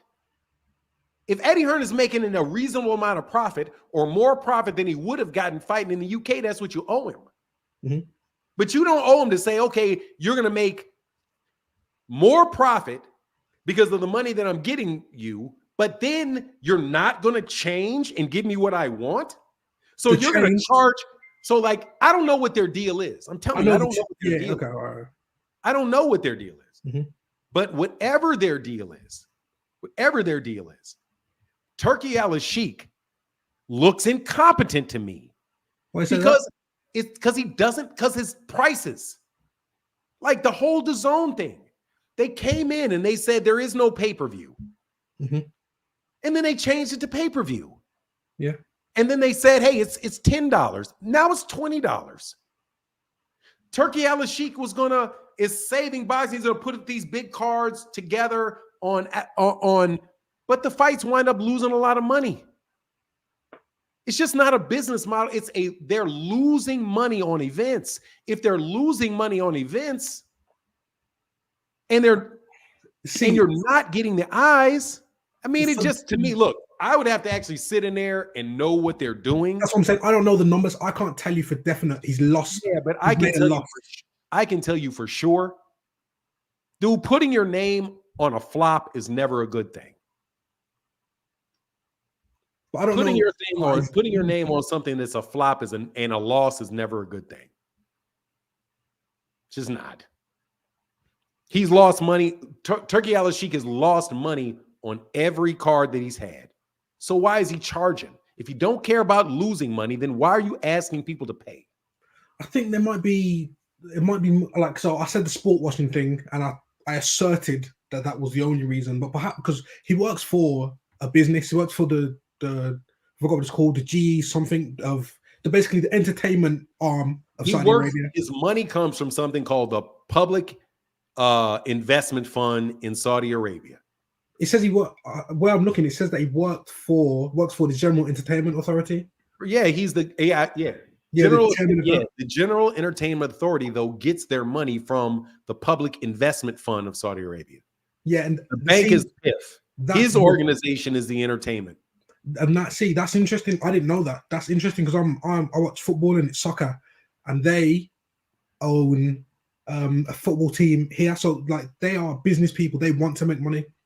So the pay-per-view model, like as much as you can say that they should just put it on for free. They're not making money on pay-per-view. They're not. No, that's they're losing money on it. That's what they're trying to do. Anyway, seriously, it doesn't make sense to me. If you want tourists to come to your country, you need as many people as possible to see your ads. Everybody sees your ads. Your ad is a sponsorship of a boxing match. You want as many people as possible to see it. If you pay somebody to show people something, they say, "Hold on, I'm gonna put it in my closet and shut the door." Then you'll be like, "Hold on, man, nobody's seeing it." You don't know how people in the United States don't know what rehab season is. That's why the first show was, isn't it? That's why the first. No, because they haven't seen it. Because they're putting it on pay-per-view. It's on pay-per-view, so people aren't going to see it. It's on the zone, and people in the United States aren't going to see it. People in the United States don't even have the zone. I'm telling you, man, you can walk around because I assume you're in the UK. But if you walk around the United States and you just go anywhere and you ask anybody, do you know what the zone is? Do you know what the zone is? Man, they're going to think it's a new bowling alley or something. They don't know what the zone is. People aren't going to watch. Americans aren't watching Shakur on the zone. They're not watching Jaron on the zone. That's why they were not watching him on ESPN because ESPN was in everybody's house. But anyway, that's my take, man. No, I hear that. All right, man. You have a wonderful day, sir. All right, you too. All right. Let me see if, man, is somebody. Thank you so much. Hey, Hunter Young. Oh, I got Hunter Young. Thank you, brother. Enrique said, Boots is no pay-per-view attraction. Sheik is a clown. I mean, he's not yet. He should be. Boots doesn't seem like he talks much. Nah, he does. He's a quiet dude. Patient dude, too. What up, Nuke? Enrique in the building said, this is a boxing channel. Drop the promoter. Drop this promoter BS. Yeah, sure. I'll do that. Yeah, no worries. And I'm sorry that I have to give up any donation that you're going to make to the channel, bro. Fuck off. It's your obnoxious ass. Alan Sostan, what up, man? Thank you. Yes, sir. Big Dog Willie in the building. Said Bill Haney said on Twitter that he studied Julian Jackson and Hitman Hearns, and by 2026, Devin will have more power than both of them. Pure facts. No joke, Big Dog Willie. Bill Haney is an example of this. Enrique, you're wrong. I'm from LA, California, and I loathe gangs. MS Gang from El Salvador refugees has a major presence in LA. Close the border. Stupid ass. Having a presence is not the same as taking over a city, you stupid, you idiot. I'm sorry, man. God, why am I so negative? I'm really a nice guy. Here, let me treat. Hey, can somebody unblock Enrique? Because he did support the channel. Let me help you out with this, Enrique. There are Irish gangs in Chicago. There are Italian gangs in Chicago, black gangs in Chicago, Venezuelan gangs in Chicago. There's a gang of every ethnicity that you could possibly think of in Chicago. Do you know why that is? Because gangs are natural. They are natural. Human beings of the same community, mothers know each other, fathers know each other, cousins know each other, speak the same language, eat the same food, go to the same places, have the same culture. Guess what they tend to do, Enrique? They tend to hang out together. And then the crooked ones tend to try to steal together. They try to rob together. It's nothing unknown in the United States. I've been around gangs my entire life. I have never not had a bunch of gangs around me, ever. So please excuse me that if you're not going to fearmonger me into being afraid of some Venezuelans. Should I be afraid of the Mexicans too? Should I be afraid of the El Salvadorans too? What about the Chileans? Should I be scared of the Brazilians? Oh, the Brazilian gangs. Portugal, what's going on? No. I guess I should be scared of them too. Should I be scared of the Japanese too? What's the name of that Japanese gang? Kosovo, whatever it is. The Triad. I guess the Triad's in Chicago too, isn't it?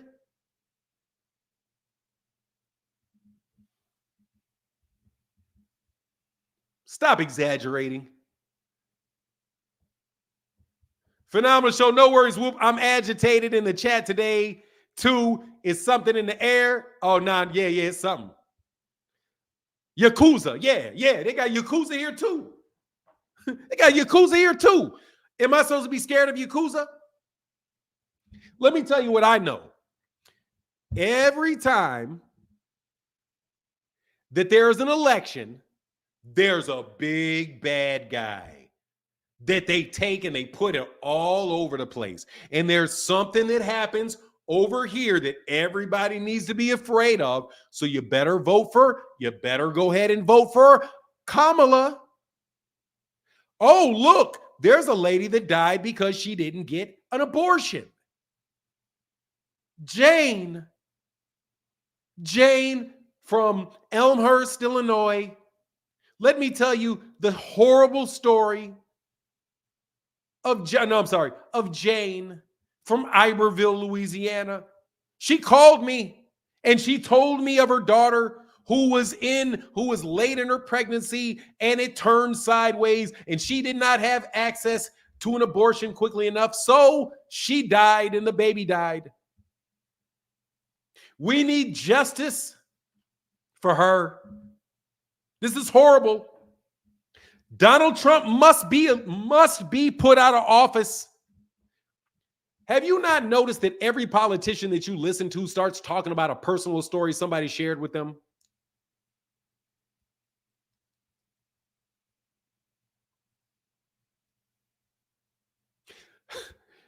Dude, the world's #1 manufacturer of weapons, murder globally, needs to be worried about Venezuela. Dog, we ain't worried about no damn Venezuela. You're not getting me scared about Venezuela or Venezuelans. It's every election. Nah, bro, they try to make you afraid of black people all the time. That's the thing that gets me. You know full well that they fearmonger using black people and drug deals and all kind of exaggerations about black people. But so, hey, man, let's just do the same thing, call it Venezuelans, and the black people will just jump on board just like it. Y'all some suckers, bro. Silent now? Silent now about what? Oh, yeah, you're out of here, bro. Dude, Chicago ain't nobody from Chicago really worried about no Venezuelan gangs. Stop that shit. They ain't even worried about Mexican ones. They're not worried about Mexican ones. Dude, we dealt with the Ku Klux Klan. the fuck we worried about some Venezuela? Man, y'all don't get out of my face, bro.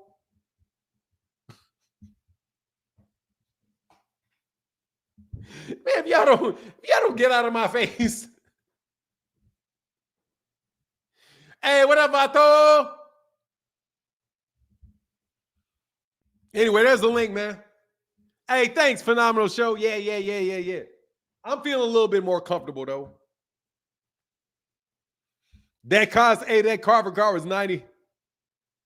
Man, let me tell you, man. Dude, we own the United States of America owns the whole Western Hemisphere. Like I said, the Monroe Doctrine. We already say that we own Venezuela. We own Canada. We own everything over here. That's what we own. That's what the Monroe Doctrine says. We will go up in your backyard, any of you. Any and every one of y'all. We're going to go up in your backyard if you blink wrong. Man, we ain't worried about no Venezuelans, man. Cut that shit out. King, how can I help you? Yo, what's happening? How can I help you? I'm good. How can I help you? I mean, you seemed a little riled up this morning about Turki al-Sheikh. I'm kind of confused at where all this anger is coming from. He's reducing the pay-per-view prices for you, and you're out here complaining as a fan. I know you want to talk about it from the business mindset, but dumbass, I didn't say would anything about not liking his. Dumbass, I didn't say anything like that. Fanon, me and you were both fans, but you come out here trying to attack him on a business stance. I did not say I had a problem with him dropping him. I said he should do it for free. Fanon, that's what I said. I'm sitting here listening to you. It's not making sense, Fanon. I'm sure you listen to somebody speaking Mandarin. It doesn't make sense. Doesn't make sense. So what if it doesn't make sense to you? I said that I thought he should do it for free. And I don't see why in the world you would drop a price. You just called him stupid, though. Sir, if the fight is free on a stream, people are not going to say, oh, I was going to steal it when it was 60. Let me pay for it when it was 20. No. Let me tell you. Steal it, sir. They will steal it at 20. Let me give you my perspective. And Bob Arum already stopped that. Let me give you my perspective. Listen, Bob Arum tried that. I know he did. It didn't work. Let me give you my perspective. And Bob, I'm not done, man. Go ahead. Sorry. Bob Arum tried that. It didn't work. That doesn't work. Lowering prices typically doesn't work. Help more people watch or want it. Because number one, you decrease the value of it in their eyes. You decrease the value of the eyes. The reason that the Rolex is so fucking popular is because it's so expensive. People want things that are expensive. That's a real theory in sales. If you're not going to go, if you go cheap, you go bulk. Okay, so here's my listen to what I said so you can understand. And I'll try to make it non-aggressive. You don't seem not to understand what my point was. I am saying that it doesn't do any good to drop it from 70 to 20. It doesn't do any good because they're still going to steal it. Okay. Because that's not a motivation for somebody that steals. Yeah. Because it's already free. The only motivation that you're going to get from somebody that steals is to give it to them for free. Then they won't steal because they don't have to. But other than that, they're going to steal because they're thieves. That's what they do. So that shit is not going to work. So, but if you give it away for free, then there's no need to go to an illegal stream. Because you can just get it straight from you. Just allow me to respond when you're done. Do you understand what I'm saying? I understand what you're saying. You can respond. I can tell you what you said. But I'm telling you right now, I'm going to ask you to explain it to me before you respond. Sure. Explain what you said. Because because you jumped up here and didn't understand what I had actually said. You're saying people will still steal it whether it's 70 or 20, ultimately, right? So why not just make it free? That's what you're saying. What I'm saying That is, was the point that I made. Yeah. yeah. So what I'm saying is, if I'm paying Or 20, 30, sorry, come on, man. or keep it the same price. I'm sorry. He doesn't have to drop the price. He can just keep the price where it is. Fanan. He shouldn't. If he keeps the price where it is, he's going to get the same amount of sales, but more money. You drop the price, you're going to get the same amount of sales and 1/3 the money. So what he wants to do is he wants to You don't increase the even know him, bro. What he wants to do is he You wants don't to know him. increase. What did he say? That's what he said. He wants to Okay. increase the boxing fan base. That's what he wants to do, Right, right? and it's not, So and that's not going to work. somebody like me, am I gonna buy the Tank versus Frank Martin pay-per-view for $80? Hell no. Would I buy it for $20? Absolutely. So guess what? He's gonna No, get you more wouldn't. buys in because the pay-per-view is cheaper. Because I don't want to deal with the stream. I don't want to deal with the lag if I only have to pay $20. Dude, And stop that Fanan, shit. you know that's logical, bro. No, You that's know not that's logical. reasonable. No, it's not logical. I am already stealing all of your fucking fights on this computer right here. I already have the stream site up. But why would I deal with the lag and all the Because other it's not a problems when I fucking can problem. I can when click I it, dumbass. when Why I do you can give pay a fuck? $20 No, and buy shut it? the fuck up, you moron. Nobody is going to spend money they ain't got to spend. They're fucking broke. Fanan, I Ain't would rather nobody buy it for spending $20 $20 fucking than dollars that they don't have to spend. Fanan, I would rather spend $20 and get a stream from the TV company instead of steal it and worry about lagging or cutting out or any other problems because I'm a boxing fan. And once he You introduces steal that fights? model, Do you steal fights? do I steal fights? Do you steal pay-per-views? I buy certain pay-per-views. I don't buy all of Dude, do them. you steal pay-per-views is what I asked. Do I stream certain pay-per-views? Probably yes. What do you mean probably? Do you steal them or fucking not? Sure, yeah. Nigga, you steal pay-per-views, man. You steal all of them. Fanan, me and here for You box steal all of them. me and here for boxing have had this long Bro, let me conversation about stop, this. dog. We gonna stop this, bro. Look, you steal all of them. If you steal one, you steal all of them. I'm not Otherwise, paying. you're dumber than I thought you were. I would rather pay $20 for a pay-per-view than $80. That's just Of me. course you would, and I would rather have one for free than pay anything. And guess what I would like more than that? I would like for you to pay me to watch it.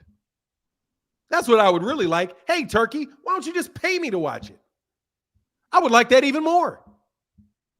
But son, you know perfectly well that people that steal are going to continue to steal. Lowering the price is not going to keep somebody from stealing it. Now, what you can hope is that there are more people that are willing to buy it. There you go. And that's what he's trying to do. But guess what? That has not been the history. Fanan, we understand. Every time a brand most every time brands have decreased their prices in the United States, they go out of business.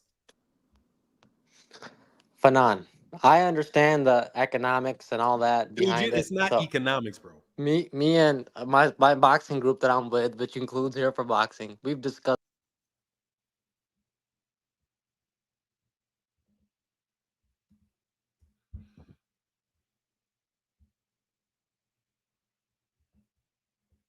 Fanan, which gangs run LA? Do your research. I don't care. Don't no gang run LA. The police department runs LA, fuck boy. Don't no gang run LA. What are you talking about? Don't no gang run New York. Don't no gang run Chicago. Rich white people run LA. Any more questions? Guess who runs Chicago? Rich white people. Guess who runs Miami? Rich white people. Name a fucking city in the United States, and I'm going to tell you who runs it. Rich white people. Who the fuck are you talking to? Let your Venezuelan gang run up against them white people. They'll be in an incinerator. You ain't fucking with no white people. Man, y'all be killing me with that, man. Ain't no Venezuelan gang taking jack shit from no rich white people, bro. Not none. And they own LA. They own those buildings. They own them streets. They own them goddamn stores. They own the city council. They own the mayor. They own downtown. They own the fucking cars. They own the banks. You not doing shit to rich white people in LA. You're not bringing your raggedy ass to their side of town. And they'll look right in your face, call you a bitch, and get your ass way the fuck back out east where you came from. All y'all are tough talking about what you run. Dude, you don't run shit over the National Guard. Nothing. And I don't know what y'all think the United States is, bro. You're in the ghetto for a reason, dummy. You're in the ghetto. You ain't running shit living in the ghetto.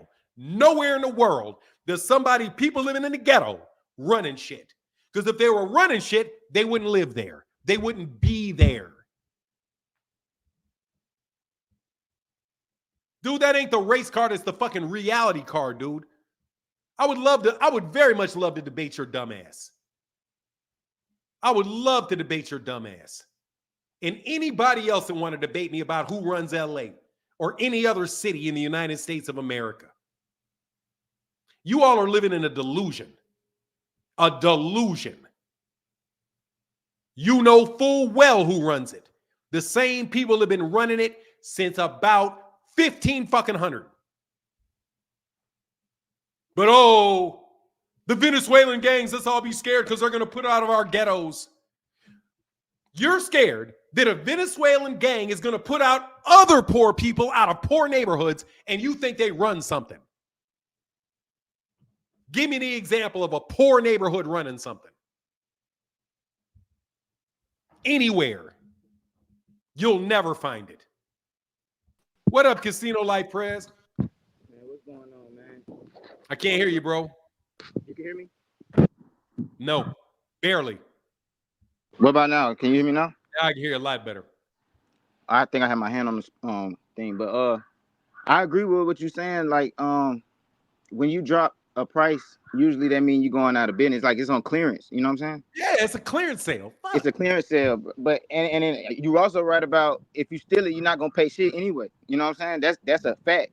But I was calling in to see like what do you think can happen to even help this? Because the way I look at it, it's like pretty much every other sport is free except boxing. So it's like it's kind of hard. Like I've been thinking about this for a long time, like how to make people pay for fights. And I had this idea. I want to know if you thought it was an idea. Like, do you think they would make more money if they released it in the movie theater, like on that day? Like everybody got to go to the movie theater to see that shit? No, they just need as many distribution networks as they can. One of the things that I think Turki Al-Sheikh is doing well is that he's making all of this stuff available on all of those platforms. So clearly he's trying to do that because he's got it available on Amazon. He's got it available on ESPN Plus. He's got it available on DAZN. So, you know, that's clearly his motivation. Yeah. Yeah, but I know he's trying. I know he means well. You're gonna lose, I just think if you're gonna lose money, yeah, you want as much exposure as you can get, and maybe you narrow down the number of people you do business with, but you make sure the people you do business with are able to give the fight to people directly so that they can see rehab season and get what you want out of it. This she just looked at. It just looks like he's running around with a chicken with his head cut off. But no, I can't tell you what would work. It's kind of like races. I don't know what would work, but also I don't think a lot of times that there's that. All right, how can I say this?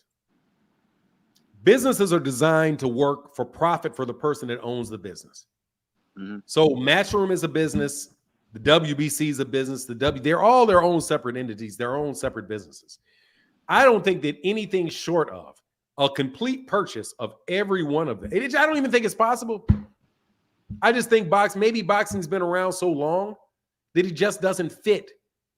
Like you're trying to make it fit the economics of today, where really, since it came around in 1790, And it was around like during the the 18th century, 19th century. And it kind of developed, and these organizations developed, and the customs and the practices developed over that time, that it may not just fit well in the world that we're living in now, where everybody's watching stuff on television. You've got these big sponsors dropping a ton of money so you can see them on their products. You know what I mean? And it could just be that, hey, man, the discipline of boxing doesn't necessarily work that well with the big companies that have bought sports. Whenever you want to have somebody be like you sign a sponsorship, the sponsorship, the athlete needs to like really represent some characteristic of the sponsor. So like, if they're trying to sell things to families, they're going to go to LeBron James because LeBron James is already in their living room. You know what I mean? He's already in the living room with them watching basketball. And anyway, yeah, it's. So I don't consider myself an expert on that stuff in any way. So, but all I can tell you is that, look, man, I'm about to get a free fight. So, basically what they did is they just gave me $40 for something I was already going to watch. But if I wasn't paying for it, I wasn't going to pay for it anyway. You have to guilt trip me into paying for something for free. That's called a donation. When you pay for something that's free, that's called a donation. Yeah. Ain't nobody trying to donate money to Turki Al-Sheikh. Nah. Well, so when you were saying that the 1800, like how long boxing been around and it don't really fit what's going on in today's world, are you basically saying it's becoming obsolete? No, not obsolete, because entertainment is never obsolete. What I'm saying is, like, if you look at the form, first of all, it's an individual sport. It's an individual sport, but there's no tournaments, right? And there's no tournaments because of what boxing is. Boxing was originally in Great Britain, for example. It was really put in place to replace, killing each other. Wealthy people killing each other. So what they did was they're like, okay, instead of us, how they would pull out the guns and they would like, you choose your weapons and 5 paces this way and turn around and shoot, or in the duels of the Old West. That's what boxing is replaced. Wealthy people got sick of killing each other over every insult, because like back in the 1800s, like if you had walked up on a dude and you said, your wife's breath smells like onions, they ain't gonna fucking try to kill you over that shit. Like, you know what I mean? That was like that. You're gonna die over some shit like that. So what they would do is, so if you dishonored them, they would just walk up to your fucking door, knock, knock, knock, challenge you to a duel, perfectly legal. They get in the middle of the street, one of them kills the other. Before that, they also had stilettos, like with the blades, so like you could pick the blades. So to get rid of that, Britain said, hey man, the royalty said, look, let's let the poor people fight each other for us. Yeah. So you get your champion and I'll get my champion. That's why they're called champions, because you're championing, you're representing a cause. That's what a champion is.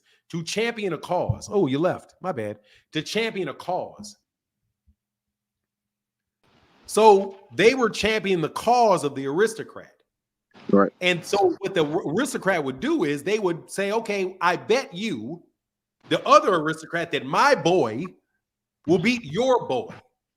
So their boys beat each other to death, but neither one of the wealthy people die. Gamblers make a lot of money, and they turn it from a positive to a negative. And boxing was illegal for a long time, so they just moved it out way away from cities. That's why the criminal element is in it, because boxing was illegal. It was illegal in the UK, it was illegal in the US, and it went on for a long time. So that's why the criminal element was involved in it, just like the criminal element is involved in music. Very low cost of entries. All you need to do is have enough money to provide a fighter through training camp. Then you make your money on gambling, and you make your money on the attendance, right? So that's the model that business came under, and you never needed a league. You could have it, and you had it going on in all kind of different countries because of what? This is natural. This is natural. Boxing is natural, and you don't even need equipment. You literally can just like take your shirt off, fucking Put them up. Put your hands up. Let's go. Who's gonna win? Let's put the gamble up. So it's a gambling thing. Gambling made boxing. So now you have that model. You have the individual promoter, but the promoter took the place of the elite aristocrat, which is why when people say that the promoter works for the boxers, it's complete bullshit. The boxers work for the promoter, without a doubt. I don't care who you hear that from. Any boxer tells me that shit, I'm like, nah, dog, you must not know what working for somebody means. Yeah. Well, the boxer works for the promoter. The promoter is, again, you're like a horse to him. Right. He has a certain number of races that he's trying to get you in. Mm-hmm. And then when you're done, they shoot you or they put you out the pasture to bring me more horses. That's what a boxer is to the elite. He's somebody to be replaced. Teams live forever and they're city-based. The Bears have been there my whole life. Going to be there during my son's whole life. Same thing. It's repeatable. So those national teams were not really in place, and definitely they were legal, but now boxing's legal and competing against legal sports. Okay. Well, shoot, man, I guess I'm just brainstorming at this point, but I'm just say this one thing. This is another brainstorm, and then I'll let it go because we don't know the you're answer. good, man. Go ahead, Casino Life Prez. I mean, look, man, I'm chilling today. I'm having a good time, man, actually. Yeah, me too, man. All right, so what if you I think more people would get behind boxing if you replace the amateurs with the pros in the Olympics. Just the same way you sent LeBron and all them to play basketball. They'll never do it because there's no money.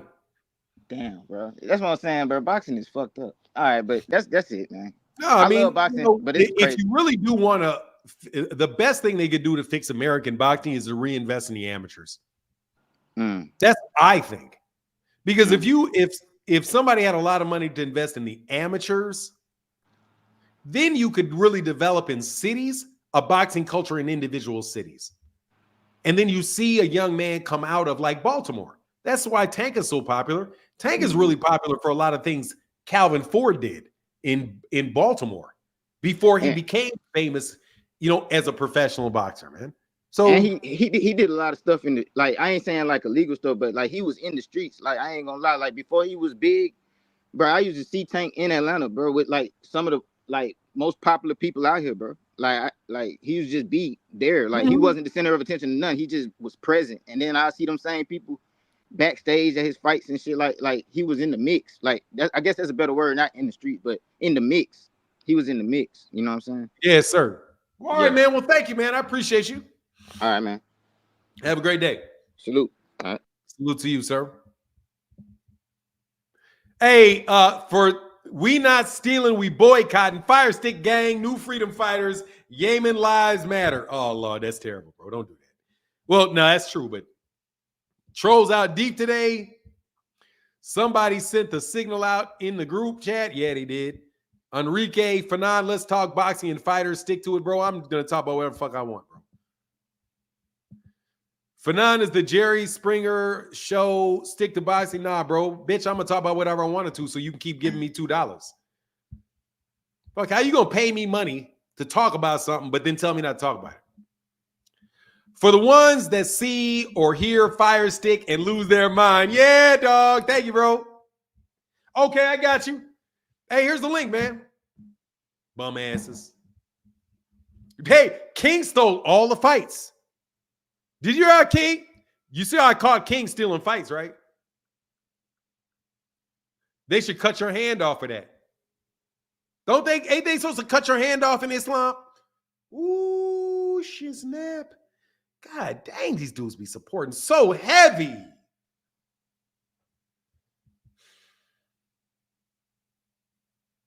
Jameson Childress said, that was a masterclass you just gave. Thank you, brother. That's so huge, Jameson Childress. Thank you for that $100 holler, bro. Brother, so, young man, that is so, man, I so much thank you for supporting my business, man. Thank you so much for supporting my business. Hey, Marcus Priest said, for the show, gang, gang.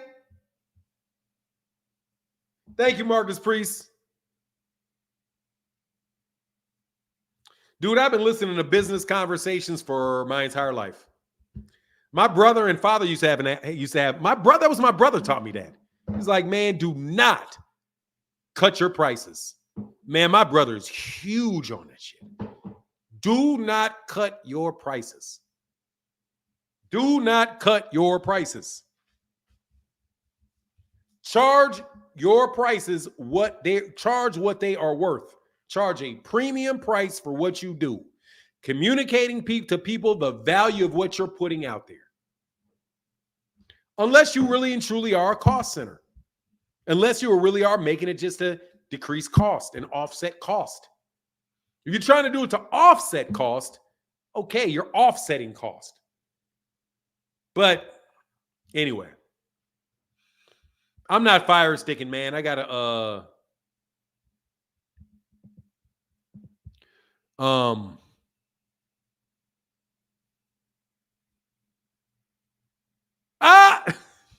he's a Hall of Famer, dog. That's why his ass ain't. That's why he's going to get screwed. Oh, he's definitely done now. They gave him that Hall of Fame, bro. They blew that smoke right up your ass, Turkey. Turkey, they blowing smoke up your ass, Turkey.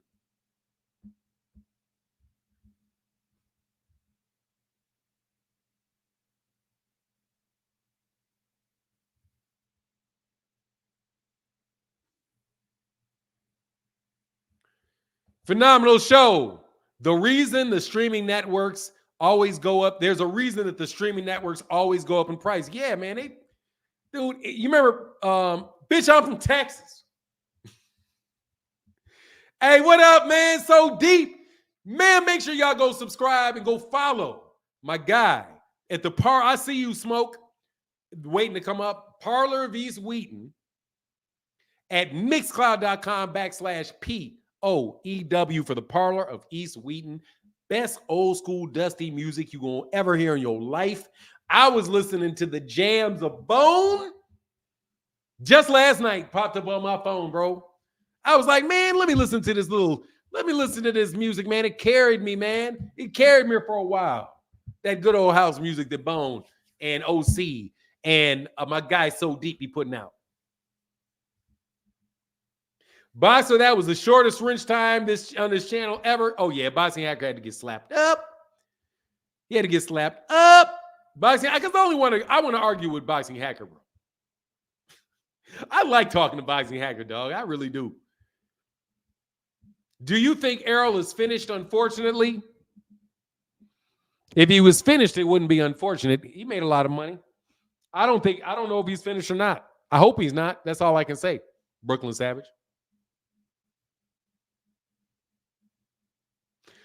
Phenomenal show said Netflix has almost 300 million subscribers globally, and that's all while continuously raising their prices. Yeah, dog. Things don't go down in price. They go up. Okay? And that's a human nature because we are trying to put some external value on things. Let me put that link out there for. Did somebody else click that link? Yeah, I just think I don't know if he knows what he's doing.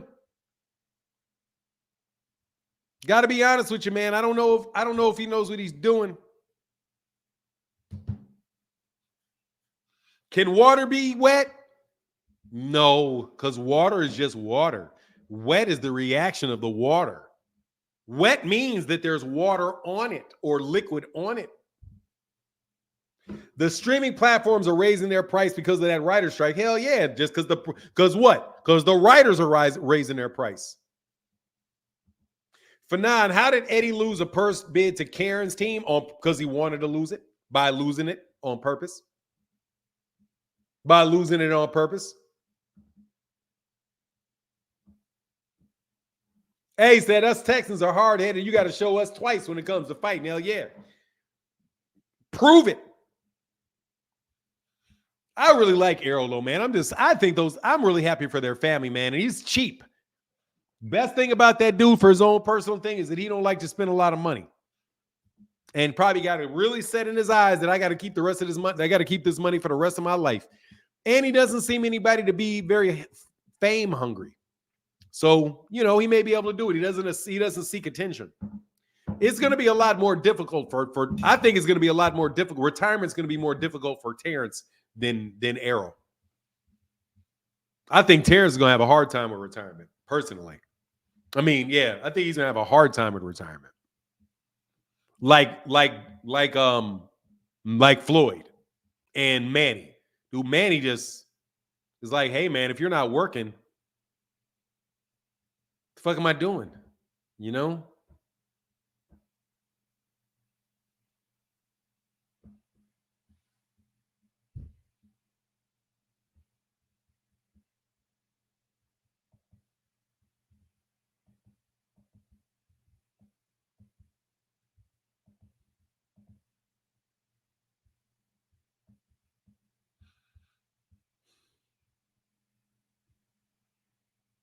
It's not about the money. It's not about the money. It's about the work. It ain't about the money. I'm not talking about the money. I'm talking about the work. Why you think Oscar De La Hoya is out here getting plowed by prostitutes? Boredom. That's why. Oscar De La Hoya has to work. Have to work. Like, I really think men have to work until they're at least like into their 60s. Like, you have to work until you're like, you have to work to live. And it's a gift to be able to work. It's amazing how that I think that may be like the one thing that slavery really robbed black people of in America. The descendants of slaves, the love of work. Not just the necessity of it, but actually like the love of working. Like waking up in the morning and be like, man, I get to work today. Dude, you may have seriously, man, it's the first time. This channel is the first time in my life that I was ever able to wake up in the morning and say, man, I am so glad I get to go to work. I'm so glad. That was stolen from people that were forced to do stuff for y'all. When really, if you would just let people do what the fuck they want to do, black people would be great workers. If you felt like there was something coming out of it, but if you felt like it's torture and punishment and for no profit, you're going to have people not like it at all. But it's accomplishments, man. Like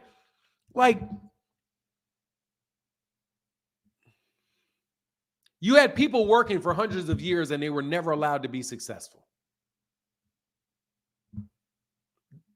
You separated work from success. Mentally, separated work and associated work as punishment. Work was punishment. Work was not a way to reward yourself. And there's really...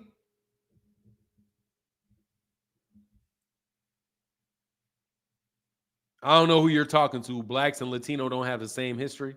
I don't know. You're not talking to me. I'm just telling you, man, it's the love of work that will like not even loving the work, the specific action that you're doing, just loving the ability to be able to create every day, to be able to achieve something every day, to have some of the type of conversations that you get to have. I had a conversation with somebody, man, it made me feel so blessed. I'm not going to say who it is. I won't even say what it was, but I'll tell you who it was. A Sean Denton. Okay, I'm sorry. I'll get it.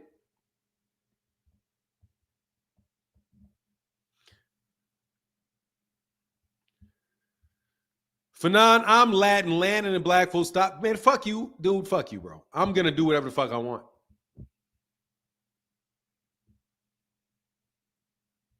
Nobody said anything about a race card, stupid. What I said is, if you make somebody do something they don't want to do, you are going to create a negative relationship between that person and that thing. If people associate school with punishment, they will not want to go to school. If every time you give a dog a carrot, you slap him right after he eats, he's not going to want to eat a carrot. That's human nature. If you reward a dog every time the dog runs out the front of the house, and you have a treat in your pocket, and you say, come back, and every time that dog comes back, you give him a treat, guess what? And a pet, that dog's going to come back to you every time. If every time that dog comes around you, you kick it, it's not going to want to come around you. If you lock people up for a couple hundred years, have them children be born on the job and die on the job. You're born on the job and you die on the job. You live in the job, you are punished in the job. You are never rewarded in the job. You literally have the job take your kids, the job take your wife, the job take your self-respect. And you think people are going to associate that with something they want to do? You're going to confuse that with laziness. When it's hard for them to get out of the bed. And you're going to think it's their problem and not your problem, that you're causing the fact that they don't trust you to let them grow.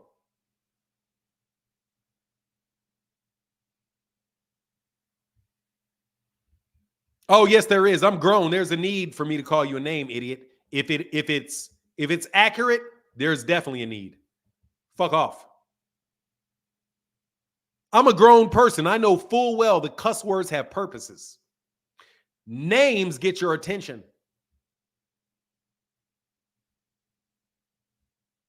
When you listen to conservative black people talking about liberal black people, what are they talking about? We need to just get up and do it ourselves. That's if you have to tell somebody to get up and do it themselves, that's because they don't want to get up. Why don't they want to get up? And why do you want to get up and they don't want to get up? You're a moron. I'm talking about the future, fuckboy. I'm talking about the future, dumbass. You're just an idiot. You're just an idiot. I am literally telling you there are victims in the world, buffoon. What are victims supposed to do? Idiot. If your granddaughter gets raped, she's not supposed to act like she got raped? Serious question. Serious question.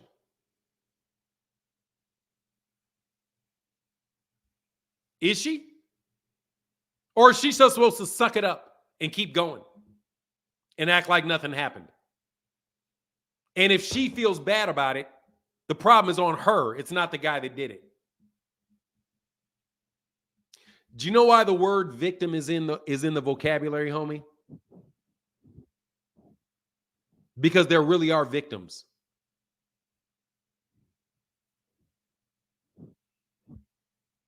That's why there is the word victim.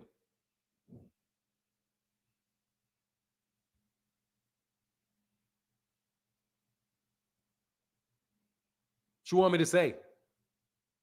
I'm not going to tell people that have been victimized that they've not been victimized. They have been.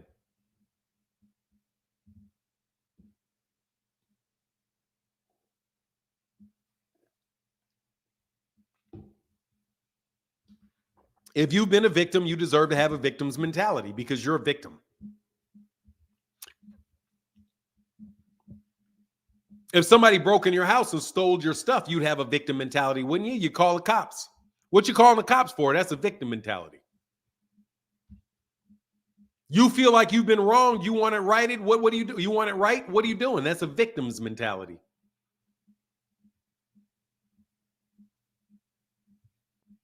Right? Ain't that a victim's mentality? Jewish people, do they have victims' mentalities? Are they victims? They say they're victims. Jewish people got big organizations to tell you exactly how much of victims they are. It's called the Anti-Defamation League, to make sure you don't victimize them. And if you think for a second they've not been victimized, they'll fucking write a movie and put that shit in your face and let you know exactly how they have been victimized.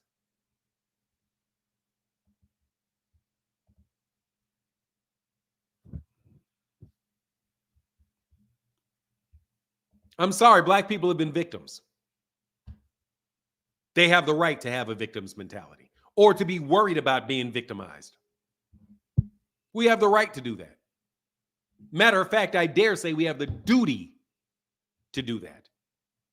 We have a duty to recognize the mistreatment of people with color in their skin so that our children, who will inevitably have color in their skin, don't have to fall victim to the same thing. You don't owe it to your grandparents and to the past. You owe it to the people in the future. You want your grandson to be able to be born black as coal and not have anybody do anything but say how pretty his skin is. Otherwise, what's the purpose of your life? But if you're victimizing people, don't cry about somebody telling you that you did it. Anyway, now we can get back to boxing. Because that was an MH Blackwell video. That was go subscribe to MH Blackwell. I may cut that out and put that up on that channel. I may actually do that. I think I just made a video on y'all dumbasses. Before there was a, look, let me tell you something, man.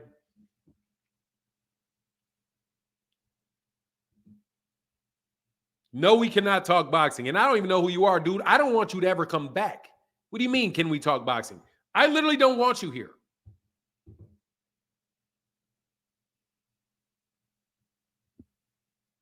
What I'm trying to do is get rid of you.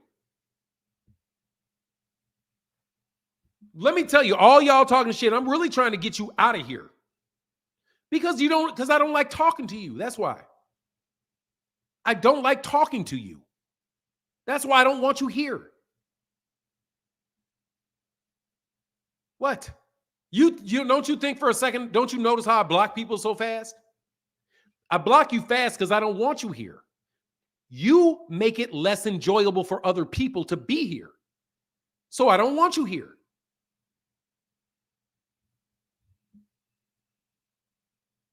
Not difficult. Sometimes I don't think you guys have an honest bone in your body because it's way too hard for you to tell the truth. Way too hard. But we can get back on boxing now.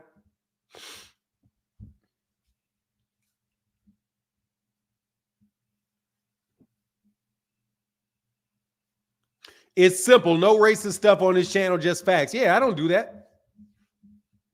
I'm telling you, man, I thoroughly believe it's 100% the responsibility of black people and us ourselves to fix our problems. 100%. Our responsibility to do it. Other people may have some roles that they should play, but it's our responsibility. But I'm not going to say it's our responsibility to create a problem to fix a problem we didn't create. I'm going to be very clear. It's black people's responsibility to fix a problem that the perpetrator doesn't want to fix, that the person that caused it doesn't want to fix. But since we have to live here, we got to fix it. Or at the very least, we got to find a way to compensate for it. But I will be dead in my grave for many years before I act like it isn't real. No fucking way. No way. You're not going to buzzword me out of knowing what's going on. How in the world can Al Haymon not be celebrated?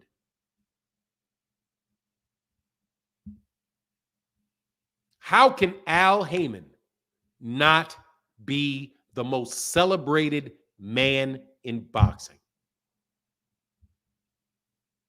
How can Turki Al-Sheikh be in the Nevada State Athletic Commission's Hall of Fame and Al Haymon not be? How can Al Haymon create a structure, get sued out of the wazoo and blocked by damn near half the boxing fans, but yet some knockoff comes and tries to do the same thing, and they bend over backwards to celebrate him for it while they steal money out of his pocket blind, while they rob his ass blind. And even you got dumbass King acting like, oh, it's not dumbass King. It was somebody else asked the question. I don't think he was sick. I thought it was somebody else, but maybe if he was sick, I hope he wasn't.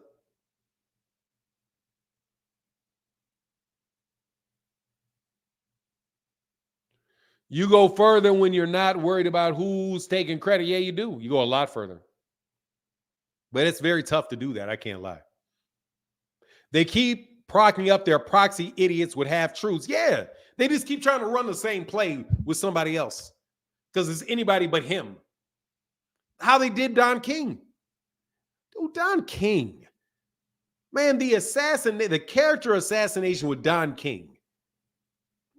The only thing coming close to the character assassination of Al Heyman or beating the character assassination of Al Heyman in boxing is the character assassination of Don King. They definitely didn't want Don King up in boxing. Yeah, I thought it was like his mother or somebody that was sick. Man, his mother must be in the 90s, man.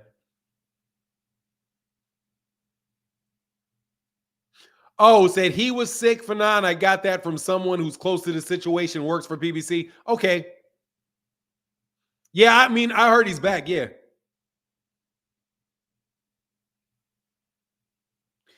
Well, he said, you want to make me redo my video on Don King? Hey, man, I'm telling you, man, Don King is one of the most intelligent people. Don King is just so smart, man. Don King is so smart, man. God, dog, he's smart. Such a talented dude, man. Such a talented dude.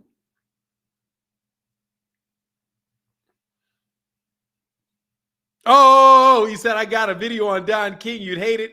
Oh, I wouldn't hate your video, man. Look, man, I like the conversation, Phenomenal Show. I like the conversation, man. You know, it's all conversation, man. It's all conversation. I just can't believe y'all think some Venezuelan gang is going to take over the United States, man. Y'all Venezuelans better check yourselves. Dude, we got the most dangerous people in the world. You trying to invade the most dangerous people in the world. Man, you kidding me? These people are so dangerous. Ain't none of them gangs as dangerous as these people are. It's a joke. I don't understand how people don't see that like that. Like, gangs are a problem, right? But yet, dude, you understand that that these rich white people can carpet bomb your country for probably 5 months straight and have built all the weapons they need. And guess what? And they're going to make like $500,000 every time they drop a bomb on you.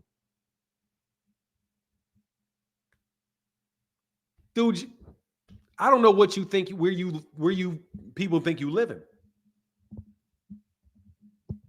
I don't know where you think you live in. These people go to Venezuela, they will have their own police force. And they will be in Venezuela, and they will kill your ass in Venezuela and dare the Venezuelan police to say anything to them about doing it. But you got a gang. You're a big bad guy. Dude, you got switches. Who made the switch?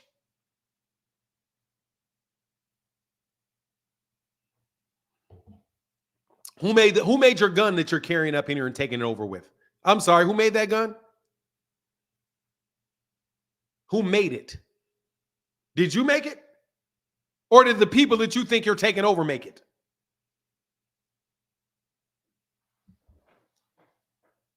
Like I said, I'm not worried about no Venezuelan gangs.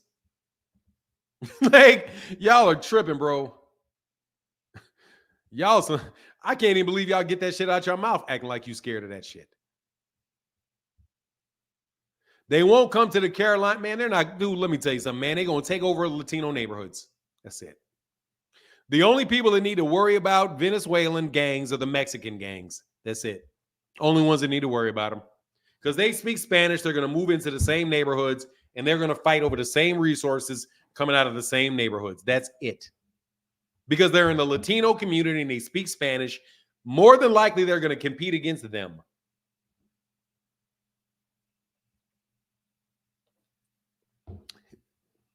Yeah, exactly. The Mexican gangs will wipe them out.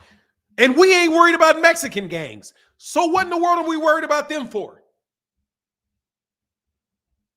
I'm worried about the white gang.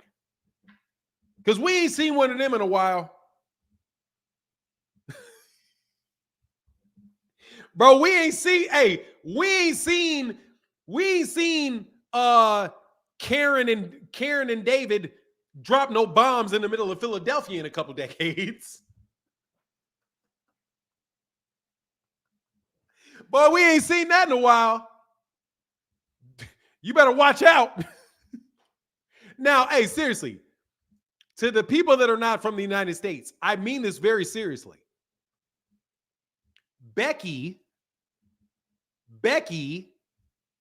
and David, who live in that really nice house, they will get together with their neighborhoods and they will find a way for somebody that owns a farm to drop bombs all over your fucking neighborhood in the middle of the United States and dare somebody to fucking say something about it. All your shit will be blown up. It'll be a big tragedy. They'll figure out how to blame you for it. Dude, you're a dumbass. You don't even know what the fuck a civil rights. You don't even know what civil rights is, you racist piece of shit. We're not even talking about civil rights, stupid. We're talking about what you call street shit.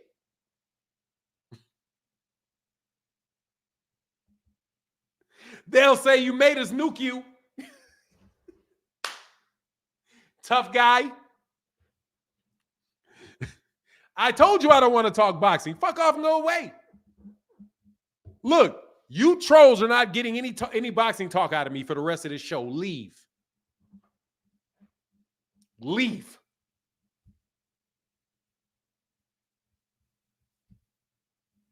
I'm not going to talk about any more boxing, bro. Because Enrique, his sponsor the chat.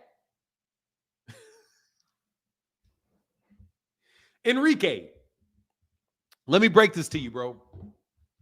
Let me give you a hard reality, homie. Your people don't run shit. You're no better position than we are.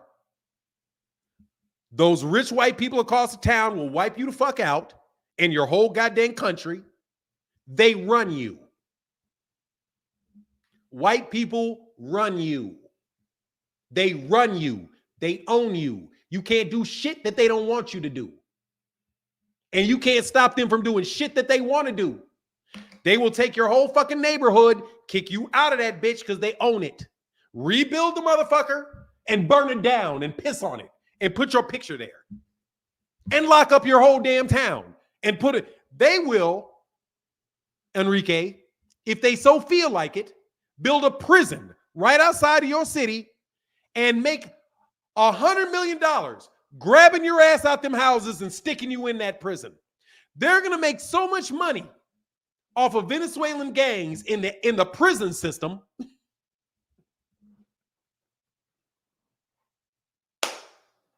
They're going to make so much money off your ass in the prison system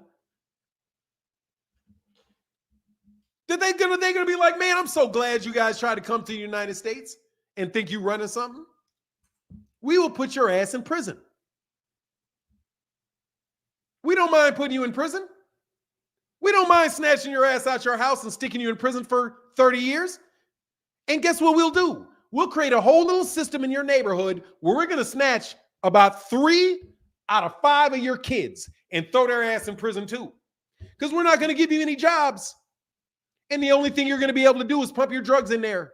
So we're going to make money arresting you because policemen have salaries, jails cost money, We're going to get rich arresting you. A couple people are going to make a little bit of money until we want to get rich arresting them.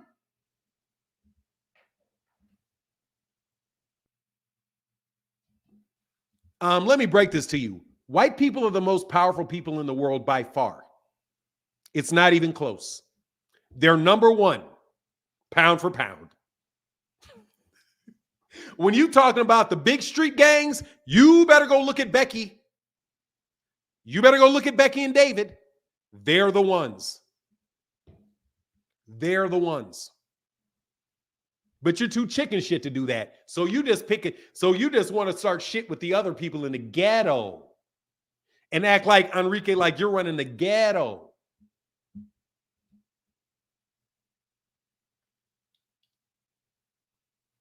Dude, white people run the world, bro, and they know it. And you know it, and everybody else knows it. And they run it so in such totality that you got people that are scared to even say the truth. It is right in everybody's face. Every industry, every continent, every industry and every continent. They own shit so much on this planet that they're trying to fucking go to Mars to find out how they can dominate somebody else. But yet you think you come to the United States and running some shit. Man, you get out of my face, bro. Facts for now. People don't realize America's been at war at 90% of the time of its existence, and the U.S. spends more money on the military than any other country, bro. They can't fuck with us, not even kinda. Not even kinda.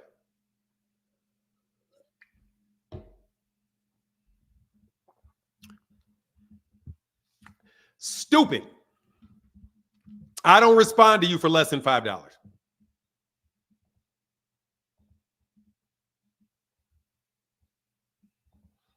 I don't respond to you for less than $5.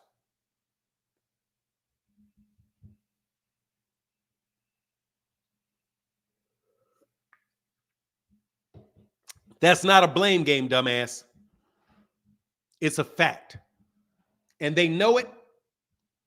They know it so much they don't even have to tell you it. But they know it, and you know it too. See, let me tell you something stupid.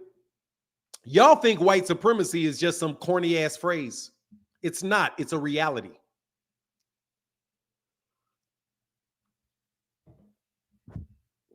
Anybody want to debate me? Mr. Tough Venezuelan? Mr. Tough Mexican? Mr. Tough Black guy? Anybody want to debate me on that? I don't think so. I don't think so. It's a reality. It's a fact. They reign supreme. They do. With guns and confusion.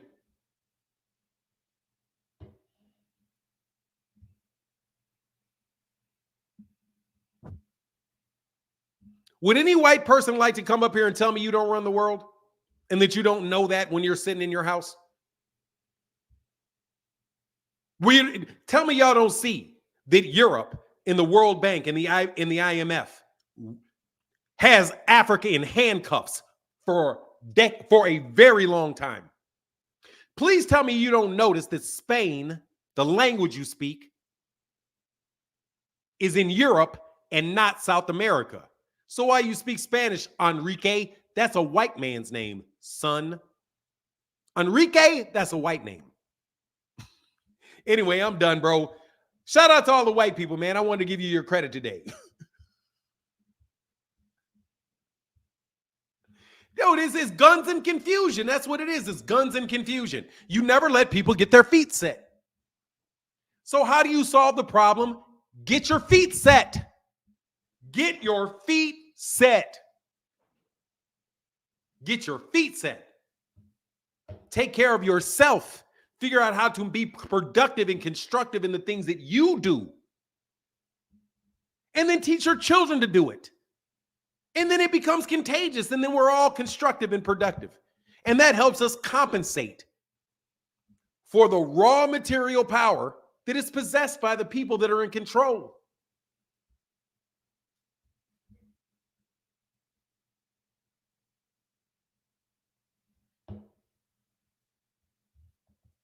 Did you hit a nerve? No. I hit your nerves. You paid me money and I gave you your money's worth. Enrique, I think you paid $10 for that. How much you pay for that, Enrique? 10, 2, 4, 12, 14, 16, 18, 20, 22. Yeah, you paid me $22 to get made. You paid $22 to look like an idiot. So thank you very much. You paid me $22 for that. I work for my money. I work for my money, man. Hey, guess what? Ali Voso's not going to go anywhere. Hey, let me help you out with something else, stupid. Do you see these wrenches? You see these wrenches? With, I would say 90% of these wrenches, I can talk about whatever I want to talk about and they won't leave.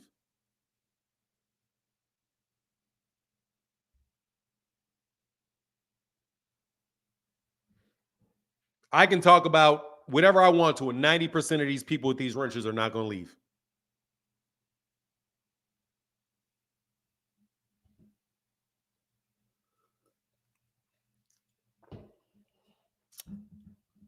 And y'all ain't never talking bad about black people around me. Even you pro-black people ain't talking bad about me. I ain't talking bad about black people around me.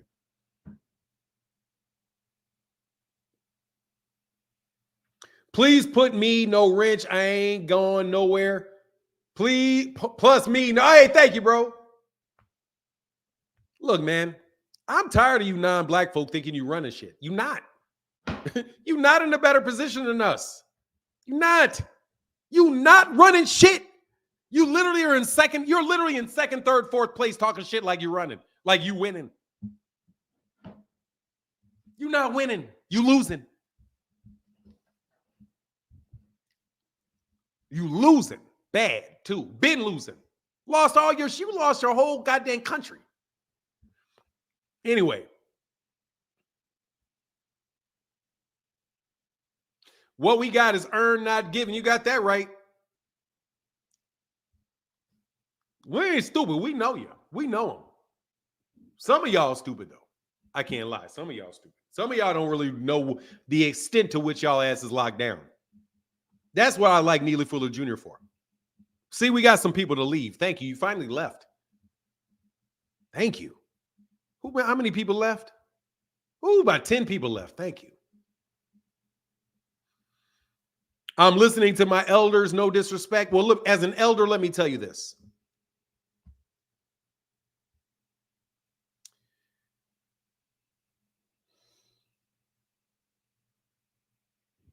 Racism is very, very real.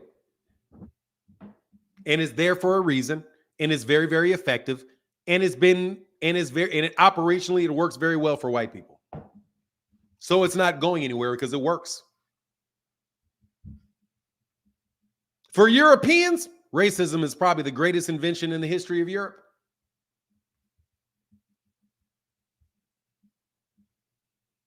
Real frontline members, yes, sir. The most they can win is rookie of the year. What is that? Yeah, they're not running nothing,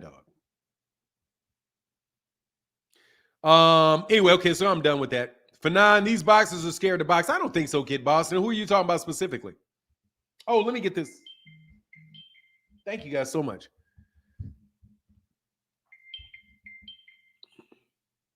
OG, not elder. I mean, you can call me whatever you want, man. I know I'm old.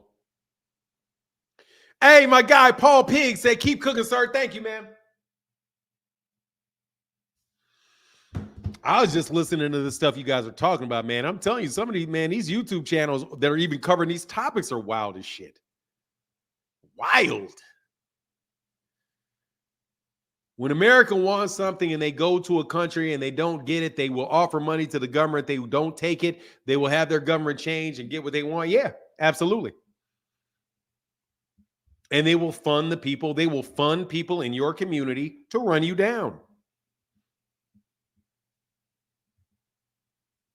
Thought Turkey was trying to eat Canelo with the UFC flopping. Yeah, that ain't gonna work, bro. You're not taking over for Canelo. Canelo running shit. All right, so look, if I don't get a link, then I'm gonna get out of here, man. I don't want to get out of here because this is so fun, man. I ain't gonna lie, I had a great time. I had a great time today. I was a little bit more free than I usually am. But nothing gets on my nerves as much as you guys is seriously non-black people in the United States thinking that they know what the fuck is going on. And we don't. We've been here since before the beginning of this. I'm telling you. And then you got these poverty pimps out here, man, doing this shit like we need to be, man, please. I already gave the solution, stupid. Click the link and I'll give you the solution, dumbass. And I'll prove it works, dumbass. I've already given you the solution. And matter of fact, how do I know it? What if I don't know a solution? Just because I don't know a solution doesn't mean the problem's not there, fuck boy. Damn, I'm cussing a lot. Just because I don't know the solution to a math problem doesn't mean there isn't an answer. Just because I don't know what 5 plus 39 is doesn't mean that it's 3. Just because you told me. There is no, solution. What's the solution to my attitude? A woman. What's going on, man? What's going on, man? I can't make sure you don't leave. I'm loving the conversation, though, man. Thanks, man. I just want to put my 2 cents on the racism thing because, like, I know it's very real. Like, I'm very aware of that, but I'm gonna just like give my perspective of where I'm from. Like, I'm from a place where I never knew nobody other than black people, bro. Like, only people that was anything else. Like, I think I had like out of my whole school career, I've had 3 white teachers. I've never had a Hispanic classmate. I've never had a classmate from anywhere other than like Jamaica or Africa. There was 1 white boy in my school. And so like coming from where I come from, I've never really, like I've went places and seen racism, but like it's never really affected me. So it's just interesting to hear like how like in other places it's just like people go through that shit every day. And that's crazy. You know what I'm saying? There are different types of okay, so race is racism. If you believe that people are, let me tell you what racism pretty much is, like the core of it, is if you think, in a not a negative way, just say what it is. If you think that based off that there are different characteristics of people based off their race, that white people have a certain set of natural characteristics that are unique to them. Red people have characteristics that are unique to them. Black people have characteristics that are used to them. And as a result of those innate characteristics that they got and were not their own personal choice, society needs to be ordered in a way that allows everybody to get along and work together based off the skill sets that they have.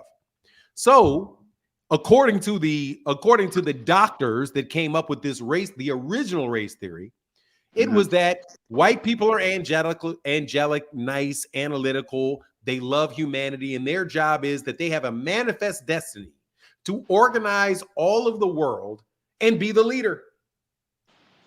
Where Asians are, their personality characteristic is that they're very, very what was, and I'm not telling you that these are actually true things. I'm saying that this is what they say. They'll say black people are lazy, aggressive, and because they're lazy and they're aggressive, they need to be subservient to the more thoughtful, caring leaders. So what you wind up doing is you see a white person, you think, oh, because his skin is this way, you associate all kind of characteristics with him that he may or may not have. You see somebody with dark skin, you associate characteristics with them that you may or may not have. Because you just don't know. You don't know the person, but you do know other people that look like them, especially on the news. And what were they like?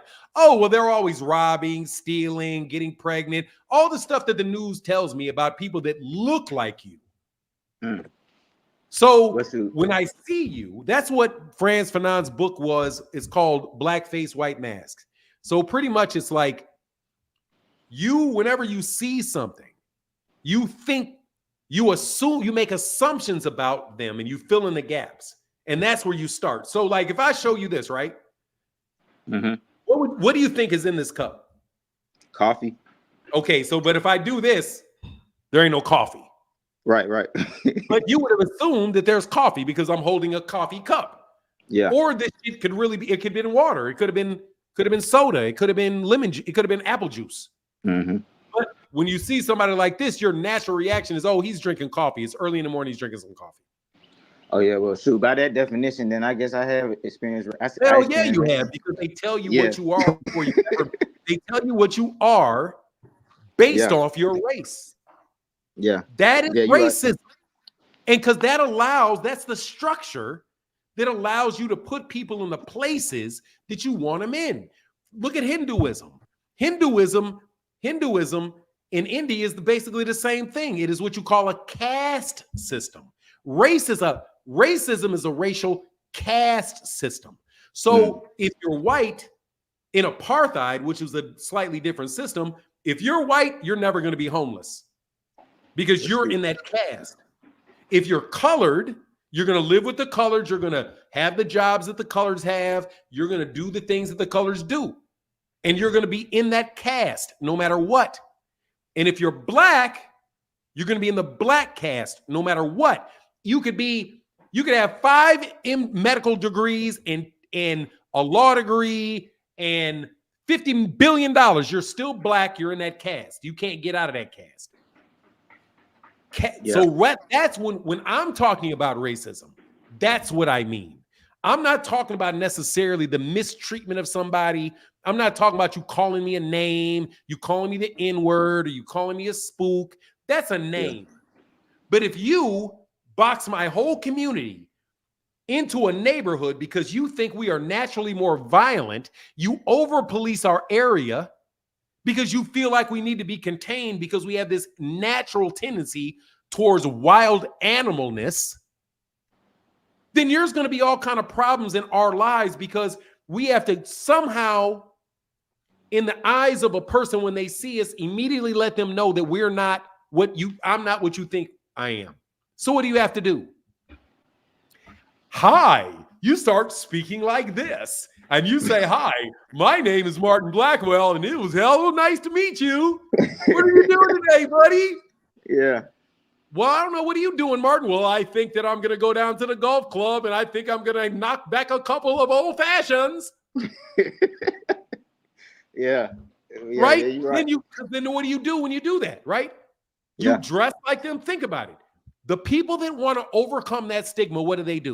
They dress white. They speak a certain way. Yeah. They dress a certain way. Yeah. They do certain things for fun. And those things that they do are all designed to overcome that stigma that you have when they see your dark skin, your nose, your hair. You want to make sure that they know that you're not like the rest of them. Because the truth of the matter is that you're not like the rest of them. And the rest of them ain't like the rest of them. We're all individuals. Yeah. But when you listen to conservatives, you can almost hear it in their brain when they're talking about their political positions. It's like they're apologizing to black people, to white people for how black people are. And they want to be the ones to let it be known that they're not like me. We really are different than the way that you're representing it. And who do they have issues with? They have issues with people that act towards that stereotype. So anybody, hey man, what up, man? Hey man, what up, man? Or they got a hoodie on, or they got their pants sagging, or they're doing something that they think will have white people connect them with all those negative things that people believe about black people or Asians or Mexicans. That is racism. People will try to confuse you and act like discrimination is racism.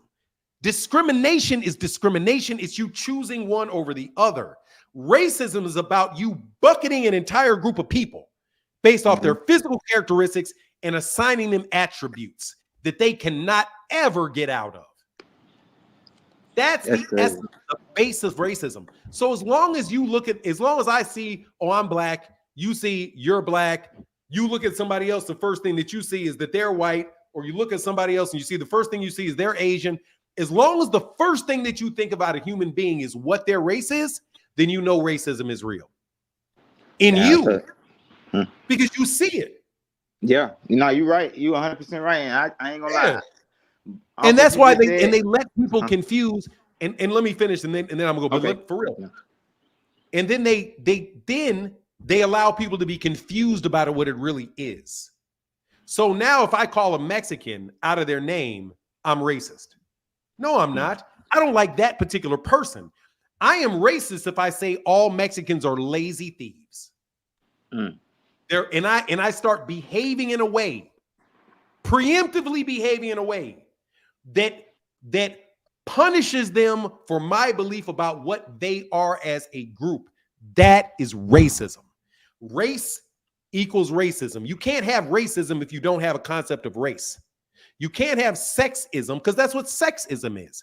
You have certain characteristics that you give to women because they're women. Oh, they're not that smart. Oh, they're what are the stereotypes about women? They're too emotional. They don't make logical decisions. They're too petty. Whatever the things are, that's when you have sexism. Because you think that a woman can't become president because she's going to be too weak. Vladimir Putin is going to give her a stern look and she's going to give the country away. You know what I mean? Yeah. So it's that when I talk about racism, that's what I mean when I'm talking about racism. Racism is very real. Very never real. Heard. Oh, my bad. I was just going to say, I never heard nobody like put it like that. Like, that's good. And shoot, the way you put it, I need to work on myself. You know what I'm saying? Like, I ain't gonna lie. Like, yeah. I ain't never even heard it like that. So I appreciate it. The solution is this, though, bro. The solution. See, people say, "What's the solution?" I don't know about whether there's a solution for like the overall problem. I don't know of a solution. I don't think anybody is ever. White people ain't looking for a solution because it works for them. I don't give a fuck what anybody says. Ain't nobody fixing something that ain't a problem for them. Yeah. So they kind of just don't. They're like, "Hey, yeah, we passed a couple bills. Can you stop now? We passed the bill. Let you vote. We that's enough." This is the only solution I could think of, and it's probably not a good solution. But like, let me tell you what it is before I move. Okay. Or I'm gonna get off after this. Okay. All right. So what we're taught to do is this: you have to compensate for it. You can't solve it because you don't know the answer. So what do? You compensate for it. Right? So if there was say an animal snuck into your house and it was a raccoon and you didn't want to grab the raccoon, but the raccoon was in a bedroom and you were outside the bedroom and the raccoon was in the bedroom, what would you do? If I'm outside the bedroom and the raccoon is in the bedroom, you see a raccoon in the bedroom looking aggressively at you. What would you do? And I don't want to. If you saying there's a door there, I'll give you a hit. There's a door there. You're outside the door. What would you do? I'm scared of raccoons, basically. Yeah, you shut the door. Yeah, I'm gonna shut the door. Yeah. And you get out the door. You get out the house, right? Yeah. And you call somebody to come get the raccoon, right? Mm-hmm. So what did you do? You compensated for the presence of the raccoon. You did something that allowed you to be safe in your house. So if people are doing things and you can't stop them, you don't have the power to get the raccoon. You got to close the door, which compensates. It can't get at you because you put a door there. It can't get through the door. You got out of the house, locked the door so it can't get out of the house, so it can't attack you. And then you got somebody you got animal control and they came in and got it. So you never got bit. You compensated for the presence of that. So what do you do if people are judging you based off what they believe about black people, which is what? Lazy, capricious, which means they're just making the decisions off of emotion, violent, right? Non-productive. How do you compensate for that? You be productive. Yeah. You be constructive. That's what you do. Because the system is set up for black people to look and be cast as if we're not productive. So in order to compensate for that system, we have to be constructive. We have to be productive. That's what you have. That's the only way to compensate for it. Because every way you get caught, it's related to be non-productive. If you're outside, if you're outside and you're just not doing anything, and you know the policemen are looking to arrest young black men for any fucking reason, that's what you believe. What should you do? Don't be outside doing nothing. Take your ass inside. Yeah. You just assume that, hey, man, there's going to be police out here. I'm a black man. They see me. They're going to think this way. I'm going to prepare myself ahead of time. So, like, if you're a kid, if you're a young man, right, and you don't want to join a gang and you don't want to do that, how do you compensate for that fact? You stay inside, or you make sure that you don't have a lot of contact or a lot of conflict with other people. You accept the reality that you live in, and you take responsibility for you and only you to compensate for it. And the only way, and then in order to know you're doing it, you got to set goals for yourself. Because how do you know you're being constructive if you don't have a goal? Right? So you set your goals and you try to be constructive in everything you do, in everything you say, in everything you think. And constructive towards what? Constructive towards your goal. With the understanding of what? That there are going to be things in between you that are going to prevent you from getting there that you're going to have to work around. You're just going to have to work around it because it's not going to go away. You're not going to make people love you because of the color in your skin. Yeah. You're not going to, it's not going to change. So what do you got to do? Some people say, well, let me compensate it by, hi, how are you doing? My name's Buff. Yeah. And I hate black people. That's nothing but a compensation for the system. Yeah. That's compensating because you're trying to say, hey, man, let me put myself. Another one that you could be is just like, look, dude, I got my own personal goals. What do I need to do every day? I got to take care of my kids. I gotta take care of my family. And that's what I'm going to do. And that's all I'm going to focus on. Being constructive towards the goal of paying my house off, having a good relationship with my wife, putting my children in a position to take care of themselves when I'm gone. Those are my goals, and those are the things that I'm going to work towards every day. And if what I'm doing doesn't fit in it, then I'm not going to do it. Or if I do it, I know that I probably shouldn't. I'll try not to do that again. But you just are working towards your own goals, right? Because don't you generally achieve the goals that you set for yourself? If you want to clean the house gets cleaned. If you want to save money on food, you go to the groceries. That's the way I think. I don't think you can solve the problem. I think the best that we can do is compensate for the problem. Recognize it's there, understand where the hurdles are, try to avoid the hurdles with all costs. For young black men, jail is a major fucking risk. Yeah. Avoid it at all costs because you know that's your downfall. Death and jail. At all costs, I got to avoid those two things because those are the pitfalls. As a young black man, I know that I could wind up getting in a situation where I could get arrested. I mean, so you just got to live. What's the rules? What are the rules here? Yeah. So I'm making sure I'm not violating any rules. I'm not even fucking, dude, if I'm in the wrong town, I'm not jaywalking. I will set my ass right there till that light changes and follow these rules because they're looking for an opportunity to get you because what? They think you belong in jail. Yeah. Don't they? They believe, if you believe somebody's aggressive, criminal, thieves, and that's what they are, where they think you belong is in jail. Because because you're being constructive to society in jail by allowing businesses to feed you shitty ass food that they pay for out of tax dollars.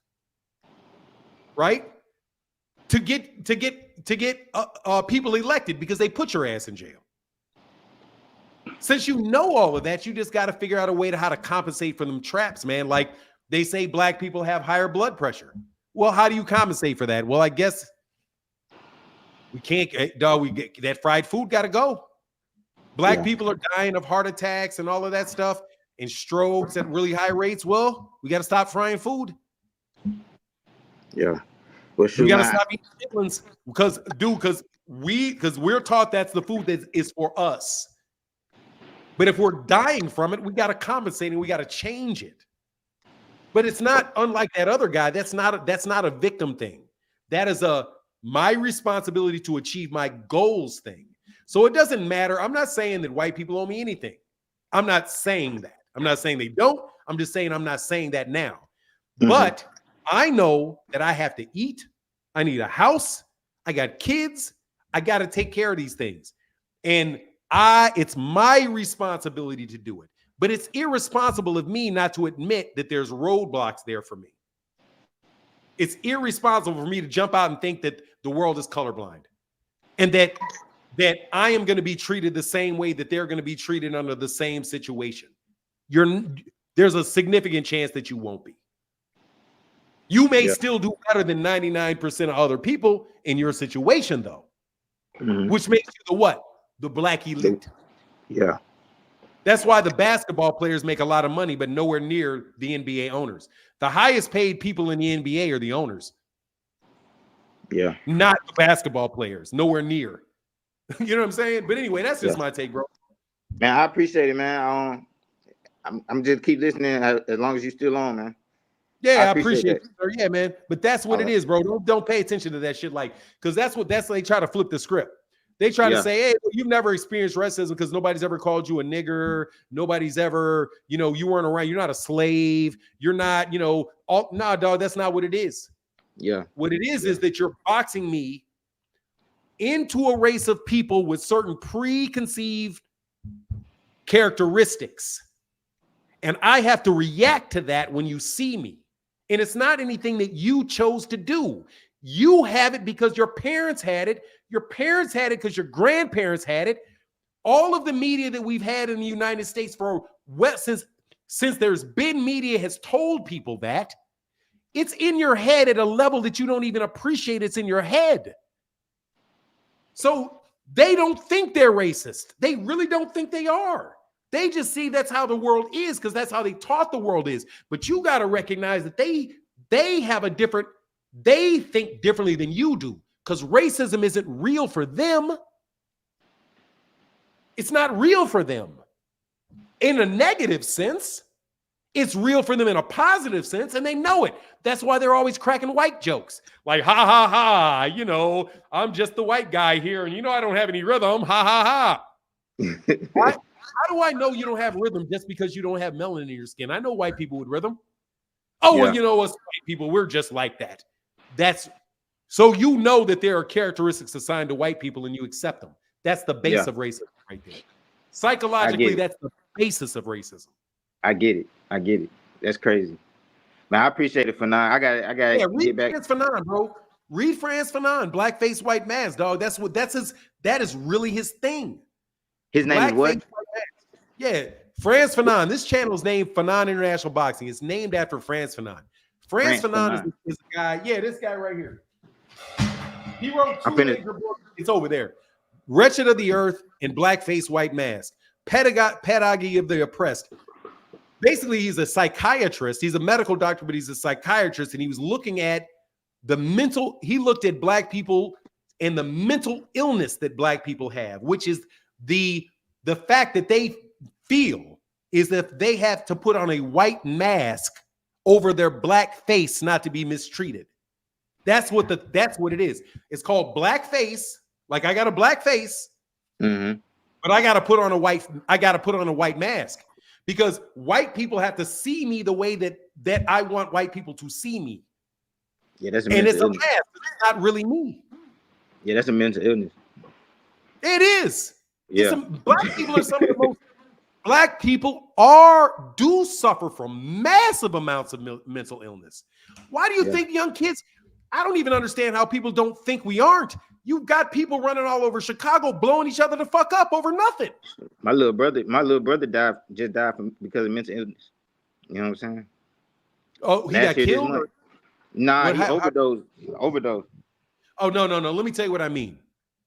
Huh? It's not logical for a young man to get a gun, go out on a corner looking for other young men to kill when they know full well those people are coming back to get them. Oh, okay. I see what you're saying. That is a mental illness. Yeah, that's a mental illness. When you have King Von, if what they Yeah. say about King Von is true, King Von was seriously mentally ill. Seriously mentally ill. If you are running around constantly thinking homicidal thoughts about people, you are mentally ill. Defined as not being normal to most human beings, because most human beings, social human beings, are not running around thinking about killing people every day. That's insanity. These young black women that are putting these tattoos all over their bodies, putting these BBLs on, dyeing their face, straightening their hair, they're absolutely, what do you call it, doing very, very serious things to their body, telling you that they don't like their body how it is. Why else would you put, like these skinny ass white women putting them big plastic things in their face? They're getting etch and sketch. That's mental illness. This is and I'm telling you from somebody that suffered from it. Yeah. You are seeing reality in a way that other people are not seeing it. Young black men have serious mental health issues. Serious mental health issues. If you know full well you can go into the community and accidentally step on somebody's white shoes and get killed, that's not a sane reaction to somebody touching your $25 shoes. Going to the jail for the rest of your life, that is not a sane reaction. Dang. It's not a sane reaction. We are not mentally healthy. That's why we have so much drug abuse, in my opinion. That's why there's so much drug abuse and alcoholism, because people are self-medicating. And you even see it in rap videos where you got teen kids literally self-medicating. Just think about a blunt as a self-medication. Yeah. Self-medicating with a gun in his hand. Talking about we going out to kill everybody. Damn. Dude, them niggas look crazy as fuck. That's crazy. That's crazy as fuck. But that shit's so normal where I'm from, bro. Exactly, but it's not normal. It's crazy. Just because it's crazy, just because it's normal, don't mean it ain't crazy. Yeah. You got boys, literally, you got parents literally, and this is the confusion aspect of it. You literally got now little boys that if they just think about it, all of a sudden they can tell themselves they're girls, and then they tell them that's right, that's true. You can change your sex, but you can't change your race. Watch this. A human being with a penis can turn into a girl. Right. But a boy with a white mama can never be white. Yeah. They are more set in racism. They treat race as it's more real than sex. Damn. Isn't it? They are literally, think about it. They are communicating, they are teaching black people and other people that race is more real than sex. It is more real that me and you are the same race, even though you and I have, just from our appearances, you know, we have got radically different DNA, right? Right. We know that I've got European, I've got some European in me. You probably got more, more African than I do. Yeah. But we are the same. Yeah. No difference. But me and you, who are absolutely the exact same as being male and female, you can change your mind on that anytime you want. That's crazy, man. Hey, but look, you literally I gotta get off of here. Shit is, bro. Watch how crazy this shit is. True. No, I'm gonna keep listening. You gotta go. Keep listening, but I gotta get off. I'm gonna listen. Okay, bro. Yeah. All right, appreciate it. Man. Yes, sir. Hey, look, man. It's just purely crazy, bro. Martin brought my Blackwell over to Fanon and that. Yeah, I did a little bit today. Dude, these niggas are crazy. Y'all are crazy as hell, and you don't even know you crazy. Crazy. Ain't no way in the world King Von is sane. Ain't no way King Von's sane. Yes, it can. This is why we show up every day, Noop. You remind me of my pops. Hey, man, it's fun. But look, come back at 5. We'll continue at 5 o'clock. Man, will y'all go subscribe to MH Blackwell so I don't have to do this on Fanon? You can't promote the same thing as detrimental to the community, brother. Come on now. What do you mean? You can't promote the same thing. What do you mean? What's detrimental to the community? What's detrimental to the community? Dude, I'm not even saying operate on a community level. I'm telling you to operate on an individual level. You can get rid of a community. You're not going to get rid of all of the individuals. Racism is real. Yes, sir. My guy, Phenomenal Show, said, dump the drugs and guns into your country. Remove all the ways for you to make money from your resources. Then make billions solving the problem, the issue we created, rinse and repeat. Exactly. Dude, only thing that them dudes are going to do is feed some white dude that owns a jail. You're going to be on that jail plantation. Miss Deborah, my bad. I thought I got Miss Deborah. I saw Miss Deborah. Enjoying the chat. Salute to you, Fanon. Thank you, Deborah Booker. Thank you, Deborah Booker. Thank you so much, Deborah Booker.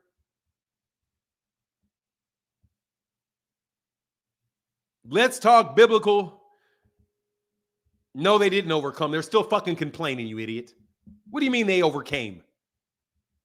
Let's talk biblical. Jews were slaves. They overcame. We're not slaves. We overcame too, fucking buffoon.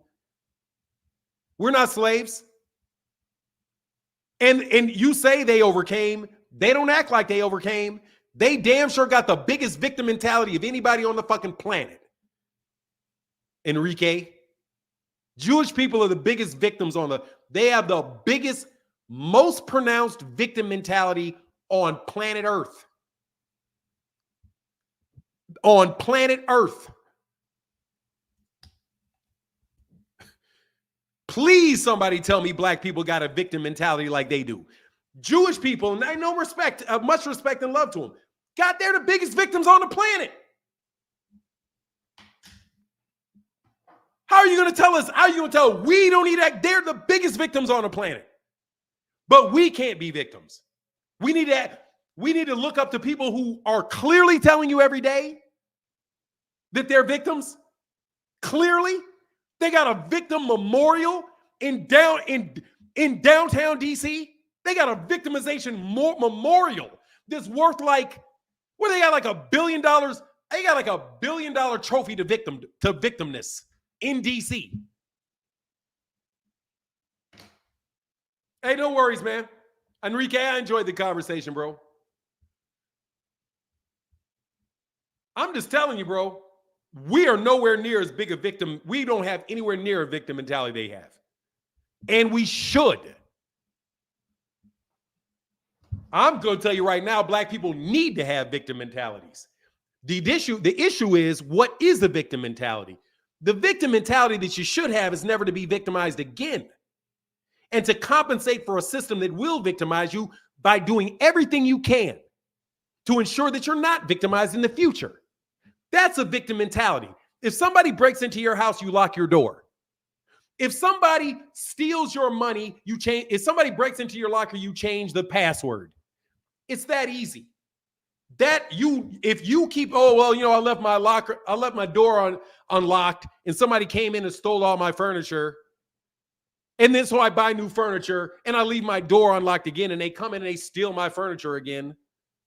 What am I supposed to say? Oh, hey, man, why are all these neighbors and these people coming in to steal my furniture? No, dude, you lock your door and buy a dog. Compensate for it. Get a dog, get a gun, and lock your door. They're not going to come in there anymore.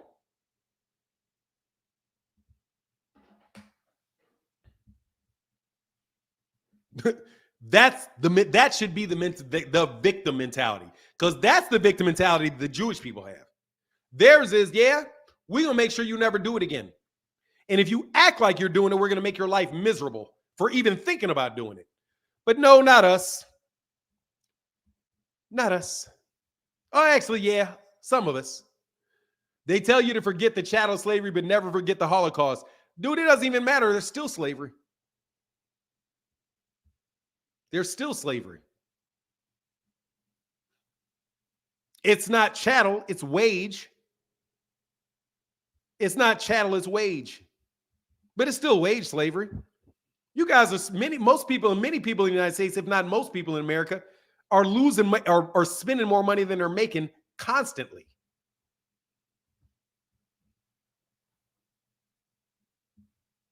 No, they're never going to let you say anything about them because they got some damn sense. But anyway, I'm out of here. Much love to everybody in the chat, everybody in the super chat.